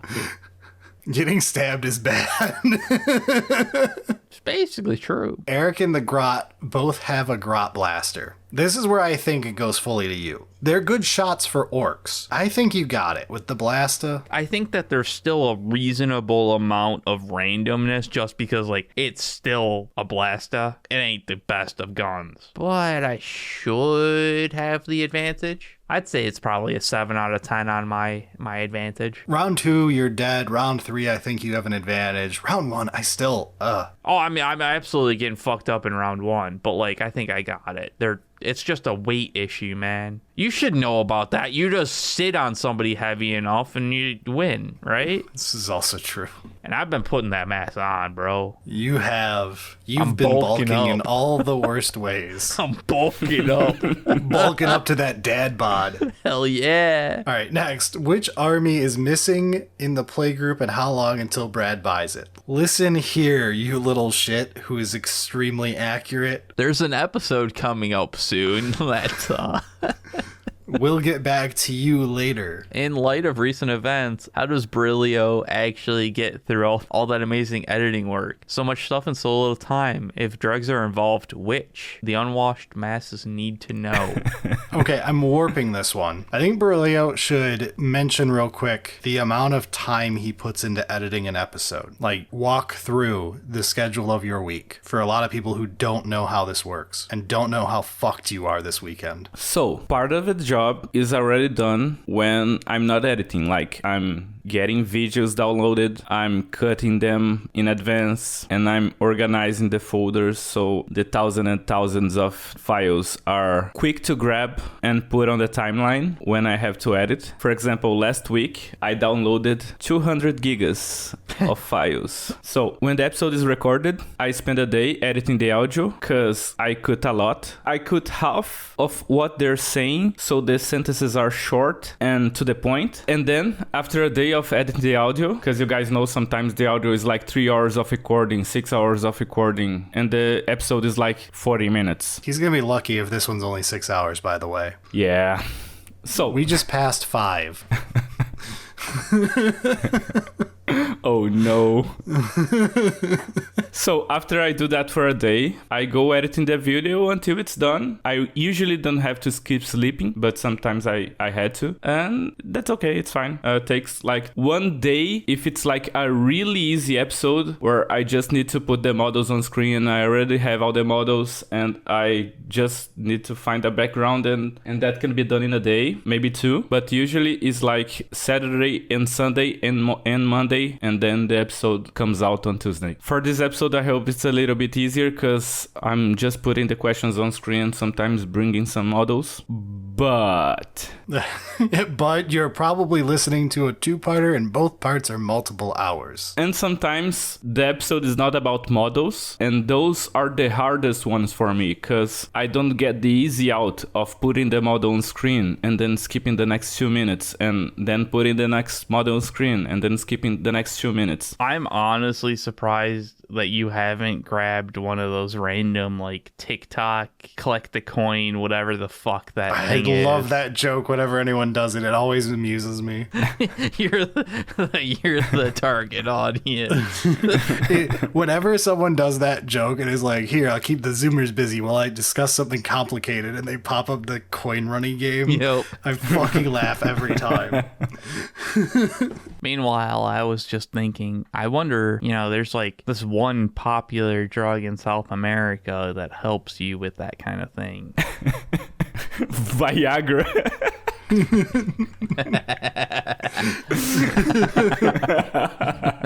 All right. The next one is just aimed at me, so I might as well. All right, Brad. How do you deal with hobby burnout / hyperfixation? Here's the trick. I don't. Hobby burnout I consider rather normal. It comes and goes in waves if you are like me and probably have undocumented, extremely easy to see ADHD and deal with hyperfixation constantly, where you either have no interest in a subject or you can encyclopedically tell everyone about everything to do with it. It's just a natural thing to be on a burnout phase. It will come back. It always does. So when I talk about how long it takes me to paint my armies, I have joked on Twitter before of like some days you go 2 months without touching a brush, and then other days you do your last 2 months of hobbying in a day. That's what it's like for me. I don't have like some regimented every week I paint these models. It's like sometimes I just want to play the fucking game, and I will go 3 months without touching a single brush or putting a model together, and then all of a sudden I'm on a kick and I want to paint my new army. I've got my scheme, I'm super happy with it and all of that. When that happens, then I will be doing that for the next several weeks on my Saturdays, my Sundays, and all that. Probably be set up both at home and at my brother's house for when we go over for group stuff, just so I can hang out with some company while I'm painting. That's how I hobby. Hyperfixation is literally just my life. Ask Eric what we just discussed over sushi. Yeah. This is what dealing with me is like. It is. No, I mean it's all good. A large part of it is accepting that like you might have hyperfixation or you might be feeling burnout, and then just like it's just a hobby. So like if I'm feeling burned out, don't do it for a little bit. If you're feeling hyperfixated on it, go ham, as long as it doesn't ruin the rest of your life. Try not to let it ruin your work or family, but like you don't have to worry about like, oh, but I'm missing this other thing that I used to be hyperfixated on. Well, you're not right now, and that's okay. I can say, as a man who is technically in his early 30s, but physically looks like his early 50s, at this point, I have dealt with my mind enough that I know that I work in a circular rhythm of what I care about. I have a lot of things that within the next 6 months, I will obsess over Minecraft, and we will do a modded Minecraft server for a couple weeks. PoE League launch will happen, and I will care about nothing else in life other than Path of Exile for a couple weeks. I will obsess over tournament play in 40k and then get no interest in it and move on to caring about painting my army a lot in 40k. Then I will be super into a side project where I do game design, which I am currently doing for some fucking reason, and I will do that for several weeks of obsessing over making a game. And then so on and so forth in basically a meandering pattern in circles, and that's life. And every once in a while, there's like the... You do your wild card era. Right now, I just started playing Rust for the first time in a decade. I don't know why, but that's my current one. And next week, I won't care about Rust again. Yeah, I was going to say every once in a while, you get those like, oh, here's this random thing, and it's going to last for a day. And then it's like, yep, that was done. Just enjoy it. Go for a ride. That's good enough. The only sad part is when you want to do something games-wise and the game died. For example, sometimes I really get the rush to play Baerillyiumo. Baerillyiumo was a great game that died. If I download right now and try to find a match, I will be hours on the match finder and I won't find anyone to play with me. So that's the only bad part. At the same time, like even for those like smaller things, like there's almost certainly groups out there that are also looking to play fucking random ass games. I could literally just ask people in this Discord or the Horde Mode Discord and I could find a game within an hour, though that's cheating with my account. I could do it on a blank account, it would still work. All right, how do you get comfortable behind a mic? That's the neat part. We don't. We're constantly fidgeting. Baerillyiumo just edits out a large amount of this sound while I'm talking and my chair is doing this.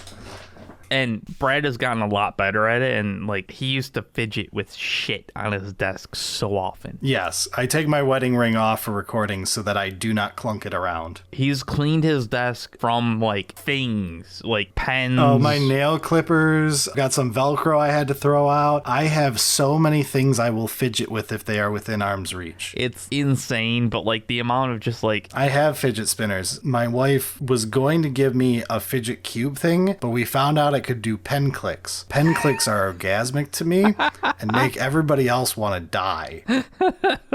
Yeah, that's another thing. You don't get writing utensils while we're recording. You do not have access to that. But like, honestly, we're pretty comfortable comparatively. But like, we've been doing this for 6 years almost. Also, we have the benefit that we're not live. True. Last time we were live, the conversation went to gooning pretty fast. Pretty fast.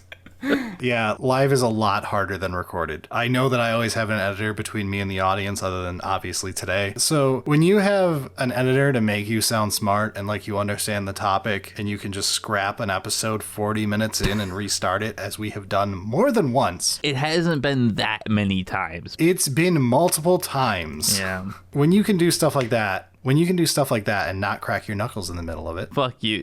God damn it. I heard that and I started cracking my knuckles. When you can do that, then it's not so bad. Also, let me tell you a secret. Sometimes these guys start making some noise and I see if I can cut whatever they are saying without making the episode much worse. And if I can get away with cutting it, I go, okay. Okay, what they had to say wasn't actually useful. Yeah, he's toying with something on the desk, but the conversation can progress to the next topic. I just cut that part and that's okay. Yeah, which, you know, is great when we have 4-hour recordings. That means it's easy to get an hour and a half of something useful out of it. When will Baerillyiumo be released from the dungeon and be allowed to be a weekly participant? I'm pretty sure that would just punish him further. Yeah, I was like, why would you do that to him? He's literally the reason this episode did not end 2 hours ago. You're correct. One of the things we have started doing is if Baerillyiumo is free when we record, usually on like a Thursday, he just joins us for it so he can hear it while he's doing stuff in the background, and it tends to speed up the editing process. But anytime there's a third person on the recording, it gets slower though, yeah. So yeah, he doesn't really want more work. Is there a reason you partnered with Bricky for your merch? Because your coupleship is brick. This was the cursed knowledge my wife brought upon me at 9 a.m. this morning. What the fuck? And they're not wrong. It is. For those who don't understand this, because you're too old, a ship name is half of one person's name and half the other person's name. And when you put Brad and Eric together, you get Brick.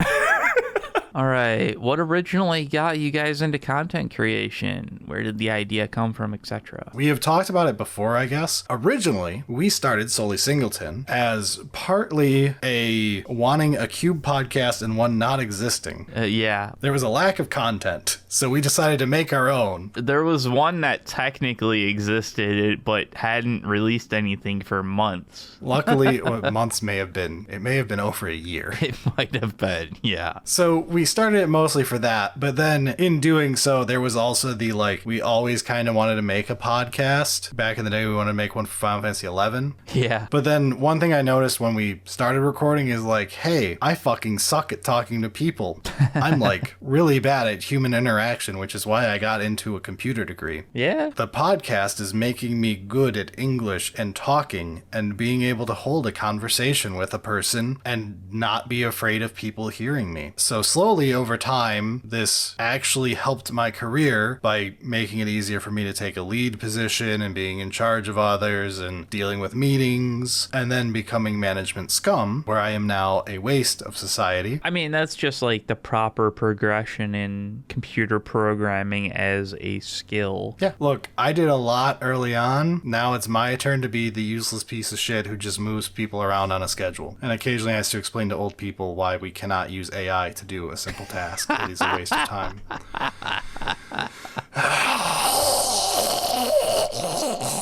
Anyway. Oh, what needs to happen for you guys to make an episode on Warhammer video games? We have done it multiple times. They all come from before the YouTube era, though. But we've done this literally 3 times now, and I would love to do more. And earlier in this episode, I seeded the idea for you guys to want us to do one. But I actually would really like to do several video game episodes in the future. I just think there are some cool Warhammer video games that deserve discussion. We will absolutely do Space Marine 2 co-op, and we live in the weird dream world where I can actually co-op Space Marine 2 with Bricky at some point, which is something I could not have dreamt of a year ago. Speaking of Bricky, any chance of a IRL game with Bricky? This is something I would love. However, Baerillyiumo, could you please bring up a map on YouTube of the United States of America? Now overlay the UK. Yeah. And have it go between North California and Detroit, Michigan, and show how many United Kingdoms we have to travel across to go see Bricky. It's a lot of them. So, it would be cool, but there's no real expectation of it happening anytime in the future. Yeah. I would like to go play a game with Demeki or, Matt, if Matt still wants to play 40K at all, but I don't blame him if he wants to move on. I love all of those guys who are over at Dice Check. I used to watch them so religiously, and I would play with any one of them given the chance, but it is literally the difference of the exact other side of a continent. So low chance, high want. All right, I guess this one's for me. After Orcs and Grey Knights, any thoughts on your third army? It's Emperor's Children, we know it is. It's Emperor's Children unless they fuck it up. I guess fair. I want it to be Emperor's Children. I guess that's what I could say. And I kind of expect it to be, but you never know, man. Brad, what do you want for your third army? Fuck off. I'm thinking Drukhari.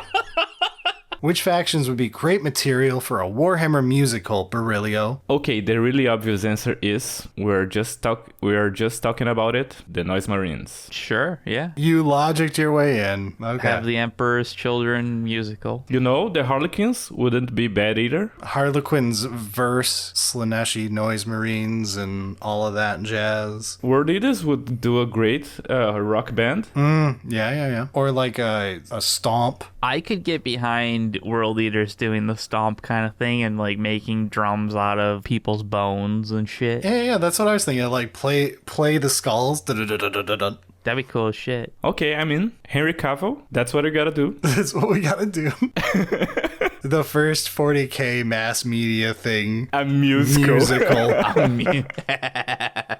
Okay, so for the next one, I want to be one of many who asks about the origins of your cardboard logo. You have teased a few times in the past that you would talk about it, and I'm weirdly curious. So this is actually a kind of fun one. We got it off Fiverr. It did not cost $5. It cost more. So it's still hilarious how cheap it was for how good it is. So we went on Fiverr and we were like, we're going to make a Warhammer podcast. We fished around for names. Basically everyone voted for us to do Poorhammer for the name because Poorhammer podcast is alliterative and it sounds nice. PP. So we went with that and we're like, all right, we're going to go on Fiverr and we're just going to fish for some logos. So we found 2 highly rated people to make logos, paid each of them to make logos. This was the cheaper of the 2. I think it was only $85 after all the fees were done. And the other one was fucking bad. It is the most basic text on black with a mic. I gave the same prompt to both with the same requests in general. And it was like they didn't even read it and just threw the name together onto a basic, here's something that they've got, and gave it back to us and charged us. Whereas this person worked with us for I want to say 3 days back and forth getting iterations and ended up with this wonderful design. It's so good for how much we got out of it and how little we paid. It's criminal what happened, but that is the way of Fiverr. I mean, at the time, we were poor. We were in the net, we were not making any money, and we were spending our own personal money to do all of this kind of stuff. So it was $85 is $85, bro.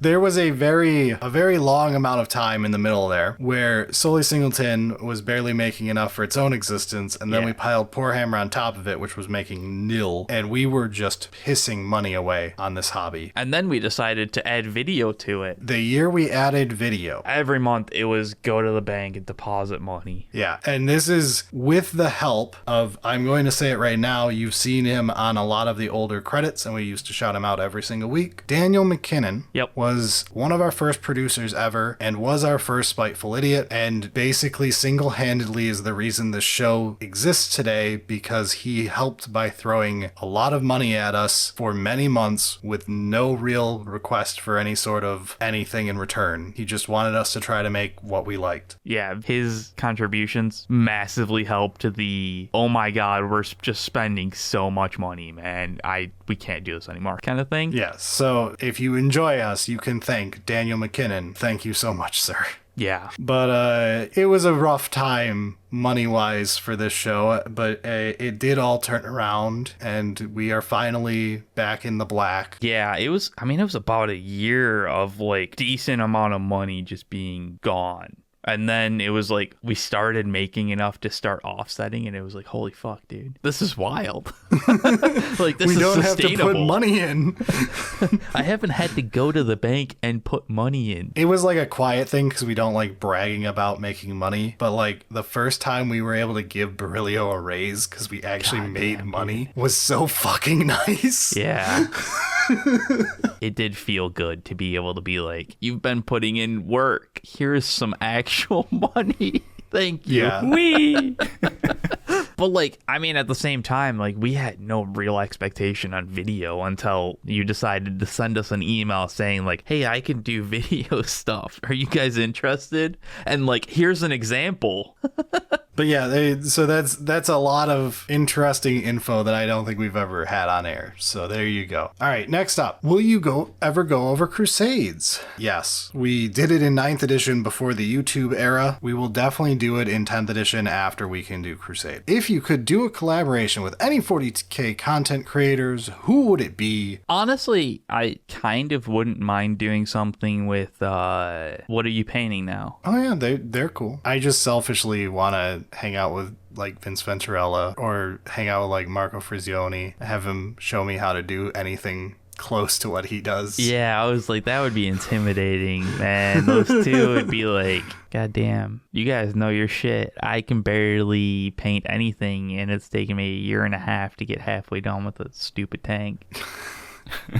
You didn't even start until recently. Don't play that game. He started that tank at like Christmas. He held off for a year not painting it. It was intimidating, okay? Anyway, we may actually have some 40K content creators who we have talked to, who were very nice to talk to, who we might be doing some crossover content with, but I don't want to spoil those. Okay, so speaking about tanks, how do you feel about Bane Blades, Eric? Well, I wonder who could have put that one there. I think he went to bed 4 hours ago.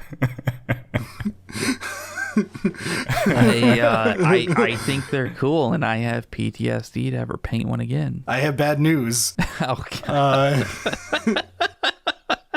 Here's the one, I believe this will be basically our 100th question, more or less, depending on editing. Any advice on content creation and running a YouTube channel? Nope. Yes. Number one, you heard us just talk about how poor we were and how much money we pissed away. Yeah. You're going to have to know a few things. Number one, you're probably just going to lose money doing this. You have to be very lucky in addition to throwing it all in there. And number two, this gets into Baerillyiumo's point a while back when we were talking about his editing and how long it takes. We basically get him a file Thursday. He works through his whole weekend. Sometimes he works like literally a 16-hour day in there. Tries to get it done for Monday night. In addition to all the work Baerillyiumo puts into an episode that we release weekly, he's probably putting in a 40-hour week himself. Eric and I have to do the recording. I do checking on both the audio and the video, and one or both of us are writing up show notes beforehand. A lot of episodes we work on for several weeks show notes wise, picking away at them while getting easier ones done in the middle so that we can get an episode out for that week. It would not be an exaggeration to estimate the average show that we release every week has between 60 and 100 man hours put into it. Yeah, that's for right. a weekly thing that would not make as much as you just going and getting a basic ass introductory level engineering job. Get a day job. Yeah, it was like not even like an engineering job. Like IT help desk would be about the same as what we're going to make off of being a very lucky, successful channel. I was just gonna say, like, we're reasonably successful. Like, we managed to get a fucking solid break. Like, 100K? That's insane. There are a lot of nice, good channels that did not get here that could have deserved it just as much as us or more. Yeah. You can fall on your face and do nothing wrong. There's a lot of bad outs. I would not tell anyone to make YouTube a career. It's a stupid ass idea. Bricky is an exception. Bricky is a 1 in a million lightning bolt. You can't look at the one successful person and go, I want to do content creation. I'll just get to play video games. The fuck you won't. Can I put context on how much work you guys put on this podcast? For this episode, Brad read all the comment replies to the 100 subscriber post that he made on YouTube. Correct. 1,035. My wife did help though. But again, man hours wise, it's the same either way. So you selected the questions, and then after putting the questions on a show note, you organized them in a way that the show would have a good flow. Yeah, I mean, it took like 3 hours to read 1,000 comments. So that goes into basically every episode that we do. There is a lot that goes into making a single episode, and it's unfortunate to tell you, like, in detail, it is not very fun, and you will not make much money off doing so if you're even lucky enough to not just be pissing your money away. Yeah, I mean, it's one of those, like, even as we're, like, kind of successful, we spent years not being, essentially. Yeah. And to give you a piece of advice that my dad gave me that I'm very happy to have gotten, everyone, no matter how cool their day job sounds, learns to hate their day job. Get something that you're pretty good at, that can pay pretty well, so that you can afford the hobbies for things you actually like later. So instead of working all week on something, you can go home and do it for fun, and then wonder why you have a podcast. I still don't know how I think this is fun. This is a lot of work. But it's so rewarding. All right. Who's taller, Brad or Eric? Eric by like an inch. Yeah, that's about right. How much is an inch? 2.5 centimeters. Could have started at that. Would you ever do a series of bringing the other guys in your gaming group on one by one to talk about the experience of collecting, painting, playing their factions? Yes. I don't know if I would directly have them on. A lot of them wouldn't be comfortable with it, I don't think. We'll most likely filter their answers, and basically what I did for the Drukhari episode, have them do for their army, and then we'll just say it for them. But like, I really really wanted to have on our buddy Space Wolves and his IDK, which are both so beautifully painted. Nothing my brother has ever done will be on here because he refuses to finish a single paint job. Shots fired. When he finishes one model, he can maybe say something back, but... All right, how would your playgroup change without the communal basement for hobbying/gaming? We'd play at someone's kitchen table. Magic, we just always played at a kitchen table anyway, and we had setups for 40k to do it before we got a nicer, bigger basement. If you didn't have anything, you probably would go to a local game store, right? Yeah, I mean, we'd go there at least to, like, play or whatever. I feel like the actual, like, hobbying aspect would be kind of missed out a little bit, because we'd be mostly doing that on our own. Yeah, that's true. That would be the biggest loss. We do a lot of hobbying where we all just get together on Saturday, and if no one wants to play that week, we're all basically sitting at a couple tables in a basement. One person's probably on the airbrush, there's probably some crap going on the TV, and we're just painting in a group, or someone's building their models. And... yeah, it was like maybe one person's building models, two people painting, somebody's on the airbrush, somebody's just fucking watching shit on TV or something. That's my brother not doing anything. As he should be painting, but yeah, so like there would be some differences, but you would find a way to get together anyway. Yeah. What is your take on virtual Warhammer? I don't have the money to get into collecting figures yet, so I play on Tabletop Simulator. It's been a great way to play games without spending money. That is a fine use case for TTS. TTS is awkward because I don't like recommending it to people because it is nowhere near as good as playing in person. There's a whole bunch of issues that I rage about, in addition to just you lose a certain community feel. Like, as we said earlier, a big part of these tabletop games, like Eric was trying to say with like something you wish people could take away, is the in-person aspect is very big. That is why you're here for the most part, playing with your friend. So playing on TTS can lose a lot of that. In addition to just the physical feel, it's a lot better to have dice in your hand. But yeah, that's my thoughts against TTS. But like, if you got no money, if there's limitations, it's a good fine thing to do. The next one is hilarious. What city were you born in? What is the name of your favorite pet? What is your mother's maiden name? Yeah. What high school did you attend? What is the name of your elementary school? Yo. What is the make of your first car? What is your favorite food as a child? I am Elfarius? Yeah, right. I mean, favorite food as a child, I can answer that. PB&J. It's still probably my favorite food, so whatever. Stonks. Classic. Since you have said you are from Michigan multiple times, I need to know a few American questions. What is your opinion of Vtubers? For those not in the know, Michigan is a state composed of two peninsulas. And yeah, the top one is referred to as Vtubers, essentially. The UP, Upper Peninsula. People who live there are called Vtubers. And the people who live in the Lower Peninsula are trolls. It's because they live under the bridge. To tell you the situation with the UP, Michigan once fought a nefarious civilization. Civilization is a strong word to represent these people.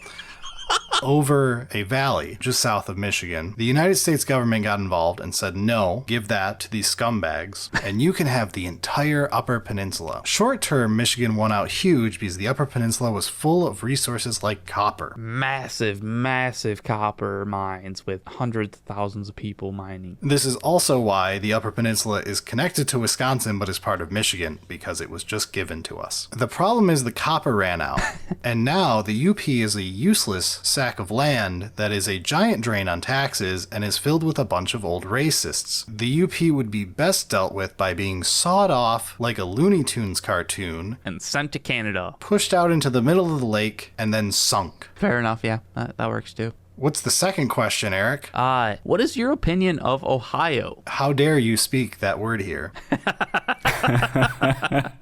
We don't talk about the state filled with cops who just pull people over for having Michigan plates that you have to get through to get anywhere of value. Yeah. Anyway, let's go to the next question. Ooh, favorite style of pizza? It's Detroit style. Go to Jets and get yourself a delicious pizza. The follow-up for those who don't want Detroit style, New York, perfectly fine. Yeah, it does the job. Chicago is not a pizza, it's a crime.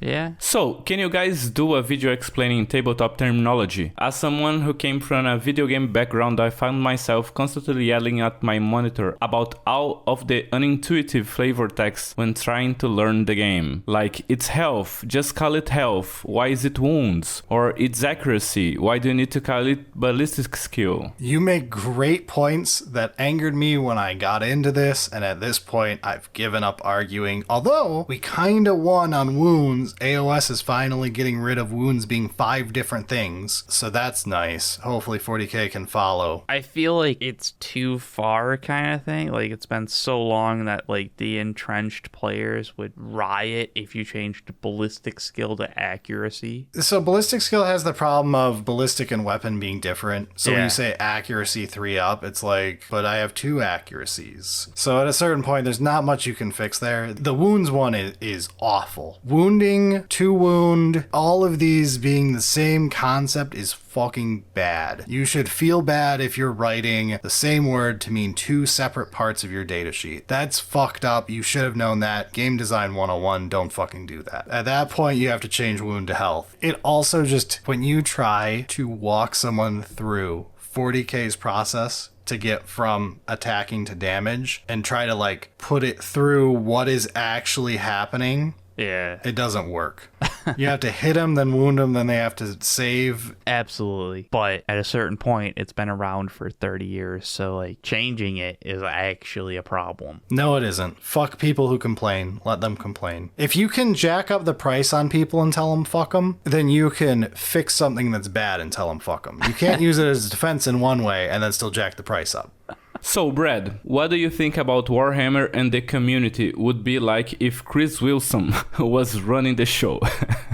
Lack of communication with the community in games, video, or tabletop from devs is one of my biggest gripes. For those who don't know, Chris Wilson is head designer, I think, right now. Anyway, he's the man who owned Grinding Gear Games, who makes Path of Exile. He no longer owns it because he sold everything. But basically, he's in charge, in air quotes. It is one of the best run companies PR-wise in the gaming industry. I do not say that lightly. They are extremely good at talking to communities and dealing with the most toxic people on the planet.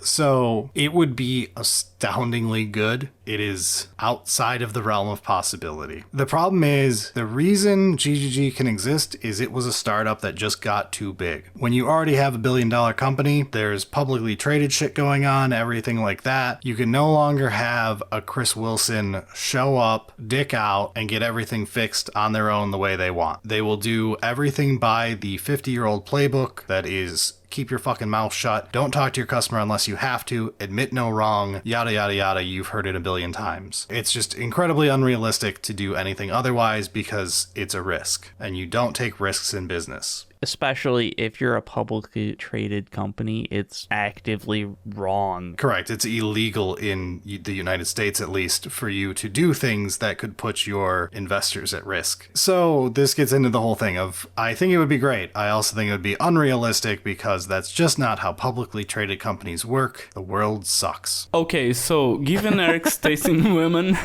and his comments in the Smash or Pass episode, why does he not have a Drukhari army painted mostly in flesh tones and black leather? Because Eric doesn't paint. Also, Eric complains about putting orcs together. Could you imagine him putting a Drukhari together, people who have done it? It'd be hilarious. It honestly actually would be pretty funny. I could send it to like some other creators and they could use it as like saving this failed Drukhari army or whatever. They gotta pop it out of the jar. Oh yeah, definitely. That's where they are supposed to be. What was the most difficult episode to create in terms of prep, recording, or editing? Probably without a doubt, it's either one of two, depending how you want to do the math on it. The expensive plastic episode, I forget the actual title of it, but the one I love that fucking, it was so good for the picture. The one where we did the pricing out every faction and ranking them all by how expensive they are and all that. That was a shitload of work. The man-hour count was through the roof because I had the patrons help to actually get it done. That was a lot of random data entry. It wouldn't have got done otherwise. I would also say Horde mode would be the other one, but it's kind of cheating because that was part of I decided to design an entire fucking game mode for multiple months. Why? That's my brain. The 1.0, for anyone who missed it, is on the way. I am getting feedback right now in the Horde Mode Discord. You should go there, go to announcements, click on the thing, follow the instructions. Don't not follow the instructions. I'll beat the shit out of you in Minecraft. But yes, we could use any more feedback before we finish working on 1.0, which is on the way in about, I would say, 2 months, maybe a month if you're a good kid. So, do you guys snack or drink while playing, or is there too much of a risk for spills and Cheeto dusting on models? Yes. Yes, we do. Shocking nobody. Are there people who don't? I could kind of understand like some snacks like Cheetos and stuff like that. Okay, yeah, we're not eating Cheetos, but like we've had chips and salsa. Yeah. Sometimes the Coke can just becomes terrain when you forget it long enough. It's true.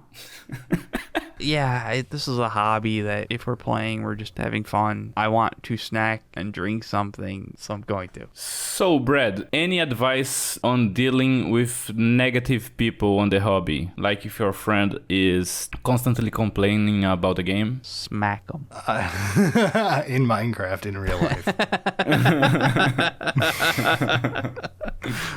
It's a rough one. And it really does depend on so much beyond just the game. Yeah. If your friend is constantly negative, you may need to like sit them down with your group and explain to them that they probably need to seek therapy or medication or both. Seek help when you need it. Yeah. The other thing is, like, if that isn't actually what's going on, then, like, you probably just really, really don't enjoy what you're doing. And, okay, stop. You can do other things with your friends. If you don't like a game, that's fine. Play a different game. So, Brad, speaking about therapy and antidepressants, how did you get a wife?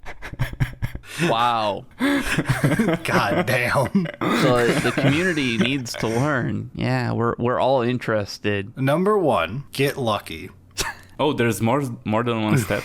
Number 2, be able to make her laugh because you've got nothing else going for you. That is a good one. Number 3, have her love you when you have no money in college so that it's all uphill from there. Number 4, have the stupidity to ask her to marry you. Yeah, I was like, at some point you have to make the poor decision to actually get married. Number 5, have the stupidity to pay for a wedding. This is getting worse and worse. I feel like we can wait a few more years and AI will get there. Hell yeah, that's the proper way. 2D, let's go. Oh wow, yeah. Roughly how much of your collection is still in boxes, unassembled, unpainted? Eric. About half. By army count, I guess. Fucker. And that is how I'm counting it, Brad.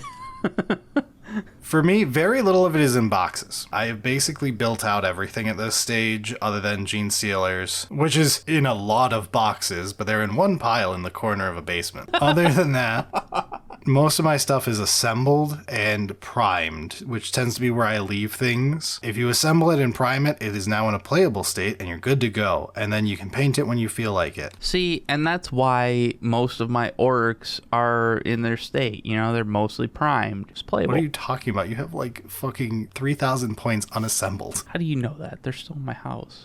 Because I know you don't work on them. Damn it. You're not fooling me. I'd be more shocked if you fucking show up and drop it on the table and be like, boom, finished army, bitch. I was doing this secretly. I'd still be like, why didn't you just come over and do it normally? But sure. Yeah, that would never happen. I know. That would be the actual thing that would shock me. Anyway, next up. So, out of the people making the show, who is more likely to dress? Who is more likely to dress up in a maid outfit for any reason? My wife. Fair enough. Let's move on. I don't think they make maid outfits fat enough for me. Oh, I'm sure they do. So, the next one. When Eric is introduced and says, how is it going? Is it that pre-recorded or does he really say it exactly the same every single time? We literally have him do it every time. It is never actually recorded. Like, it is Every time is unique. I feel like at some point, Baerillyiumo, you're just gonna like start grabbing, like choose one and be like, oh yeah, this one's good, and just like slot them around and see if we catch it at some point. I never used How's It Going from other episodes, but I did use Sounds Good. Once or twice. Fair, yeah. Mostly because the conversation had derailed on the beginning. Oh yeah, we didn't get a good out. There wasn't a good cut from the intro to the episode, so I had to, let me grab something from past episodes and stitch it in here. I had Bricky on for when you couldn't make it last week, right? And I got him to do the first Sounds Good. I don't know if you listened to us roast you for like an hour, by the way, but it was fantastic. I stopped after like 20 minutes. I was like, I know the rest of this. I'm good. I've taken enough dick hits today. I'm good. But I understand. I'm depressed enough. Thanks. I'm gonna go do something else. I got him to do the first Sounds Good, but I forgot to have him do the one on the way to the outro, and so many people were upset. It's a big deal. It's a hard job. Only Eric could pull it off. It's true. Saying 2 lines an episode. They're important ones, though. Baerillyiumo, ¿dónde está la salida de emergencia? He estado atrapado aquí durante 2 semanas. Hey man, it's Portuguese, not Spanish. Try again. This is Spanish, not Portuguese. Damn it. So what does it say? You can still read it, Baerillyiumo. You assume I know how to read Spanish? I don't waste my time with bad languages. It's your language. Just put an accent on it. They're the fucking same. Nope. I've read enough Portuguese to know that it's the same. Portuguese is much better than this. Add more little thingies on top of letters. And you've got that slight French issue where you start dropping parts of words. Fucking French. Baerillyiumo, ¿dónde está la salida de emergencia? He estado atrapado aquí durante 2 semanas. I enjoy how you've added this like high energy, Latin flair. Wow, we're in James Bond. You gotta give me props. I can still slightly read and understand Spanish after all these years. All right, since we don't know what it actually said, let's move on to the next one. My name is Inigo Montoya. You killed my father and prevent to die.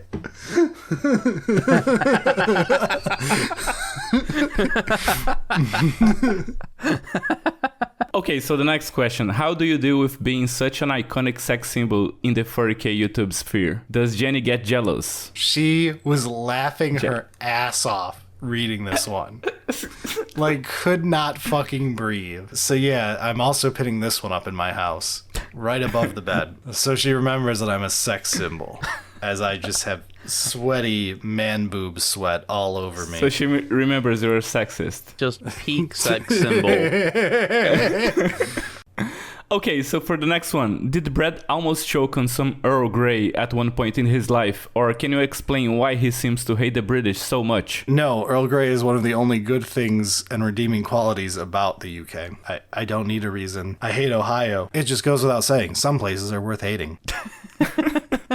Do you think there is room for progressive art in the hobby as a whole? I see many beautiful entries in Golden Demon, but everything is so streamlined. Orcs are always green, Chaos always has gold trim. Where's the variation, the spice? I know our techniques have changed over the years, but the styles remain stagnant. As example, why not paint an entire army in grayscale like it's a retro space show, similar to Lost in Space? My wife picked this question out, and she accurately answered it. The problem you have is not with the hobby, it is with Golden Demon. You are unaware of the requirement. Golden Demon requires that for you to do well in it, you must be within the canon of 40k. The actual GW supports what you're doing canon. You cannot fuck up and have the wrong symbol in the wrong space on the Space Marines armor. It must look like a cover to a book that they would sell. That is why there is never a actual thought put into the Golden Demon winners. It is just a how skilled can you be at painting GW's IP. If you're looking for interesting things, do not look at Golden Demon. Crystal Brush is a famous, more open format for competition level painting. You could literally just go on like people's Instagrams. They're all over the place. My Twitter's filled with people showing off random awesome art that I'll never be able to do myself, but I like staring at. It's all over social media. It's just not going to be a Golden Demon. What is the best Warhammer pickup line? Are you an Adeptus Astarte, baby? Because you look like an angel. Get it? The Emperor's Angels? The Angels of Death? No? Okay. Damn. Chat's mean. No, they're not. That was fucking awful. Is this how you got a wife? Yeah, I was like, I thought you said you were funny. That was step 2, right? I make her laugh. I can take my pants off and she laughs.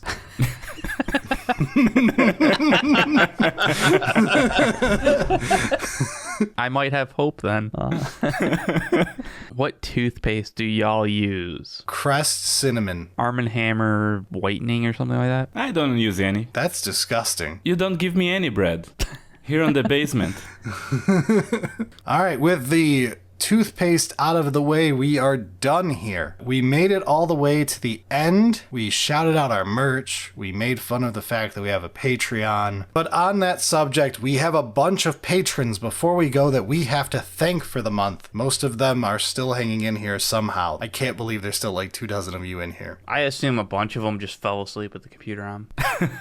These people are 4K Fart, 99 nines, Adrian Frankie, Alex Fuja, All-Nighter, Andreas, Bedlam's Nemesis, Beth Jesus, Cameron R, Chromavale, Craig Judge, Cube1359, Dash Gaming, Dominic Colasico, Dragon Egg, Edward Lawrence, Ellis Corton, Eden Gerard, Ezelvor, Finn Smileys, Gathering Clouds, Grundlebundle, Gyarados, Hyperion TV, Ian, Iron Father, Jacob Gibson, Jarek Sorensen, Jarrett DePerna, Jaden, Joel, Calix, Kiwi Fruitbird, Kyle the Warrior, Lucas, Matthew Tsushima, Michael Melcher, Mixolidos, Moist Toast, Monkey 218, D. Luffy, Marfield 55, Nick DeFio, Nikki, NJ Harlan, Albie Bark. I get Albie Bark, get fucked. fuck you, a Proteus 7331, Quinchester, Rookie XP, Samuel Summerfield, Scott Gray, Severed Sage, Squareson, the Marine who plays Tau, The Crusader 13, the Ulamog, Tobias, Varta Mark, Vault Guardian, and Yasser Zazo. and we have a pile of producers who pay us far too much to keep us running. They are Brandon Jenke, Demolition Man, Dr. Lace, Yon Guy C, Joel Rachels, Mattel, Michael DeLulo, Rock, and the fucking God Emperor of Mankind. Thank you so much for supporting the show. Classic ending. I'm gotta say, I'm kinda disappointed that The Rock isn't the last one. Just the fucking God Emperor of Mankind.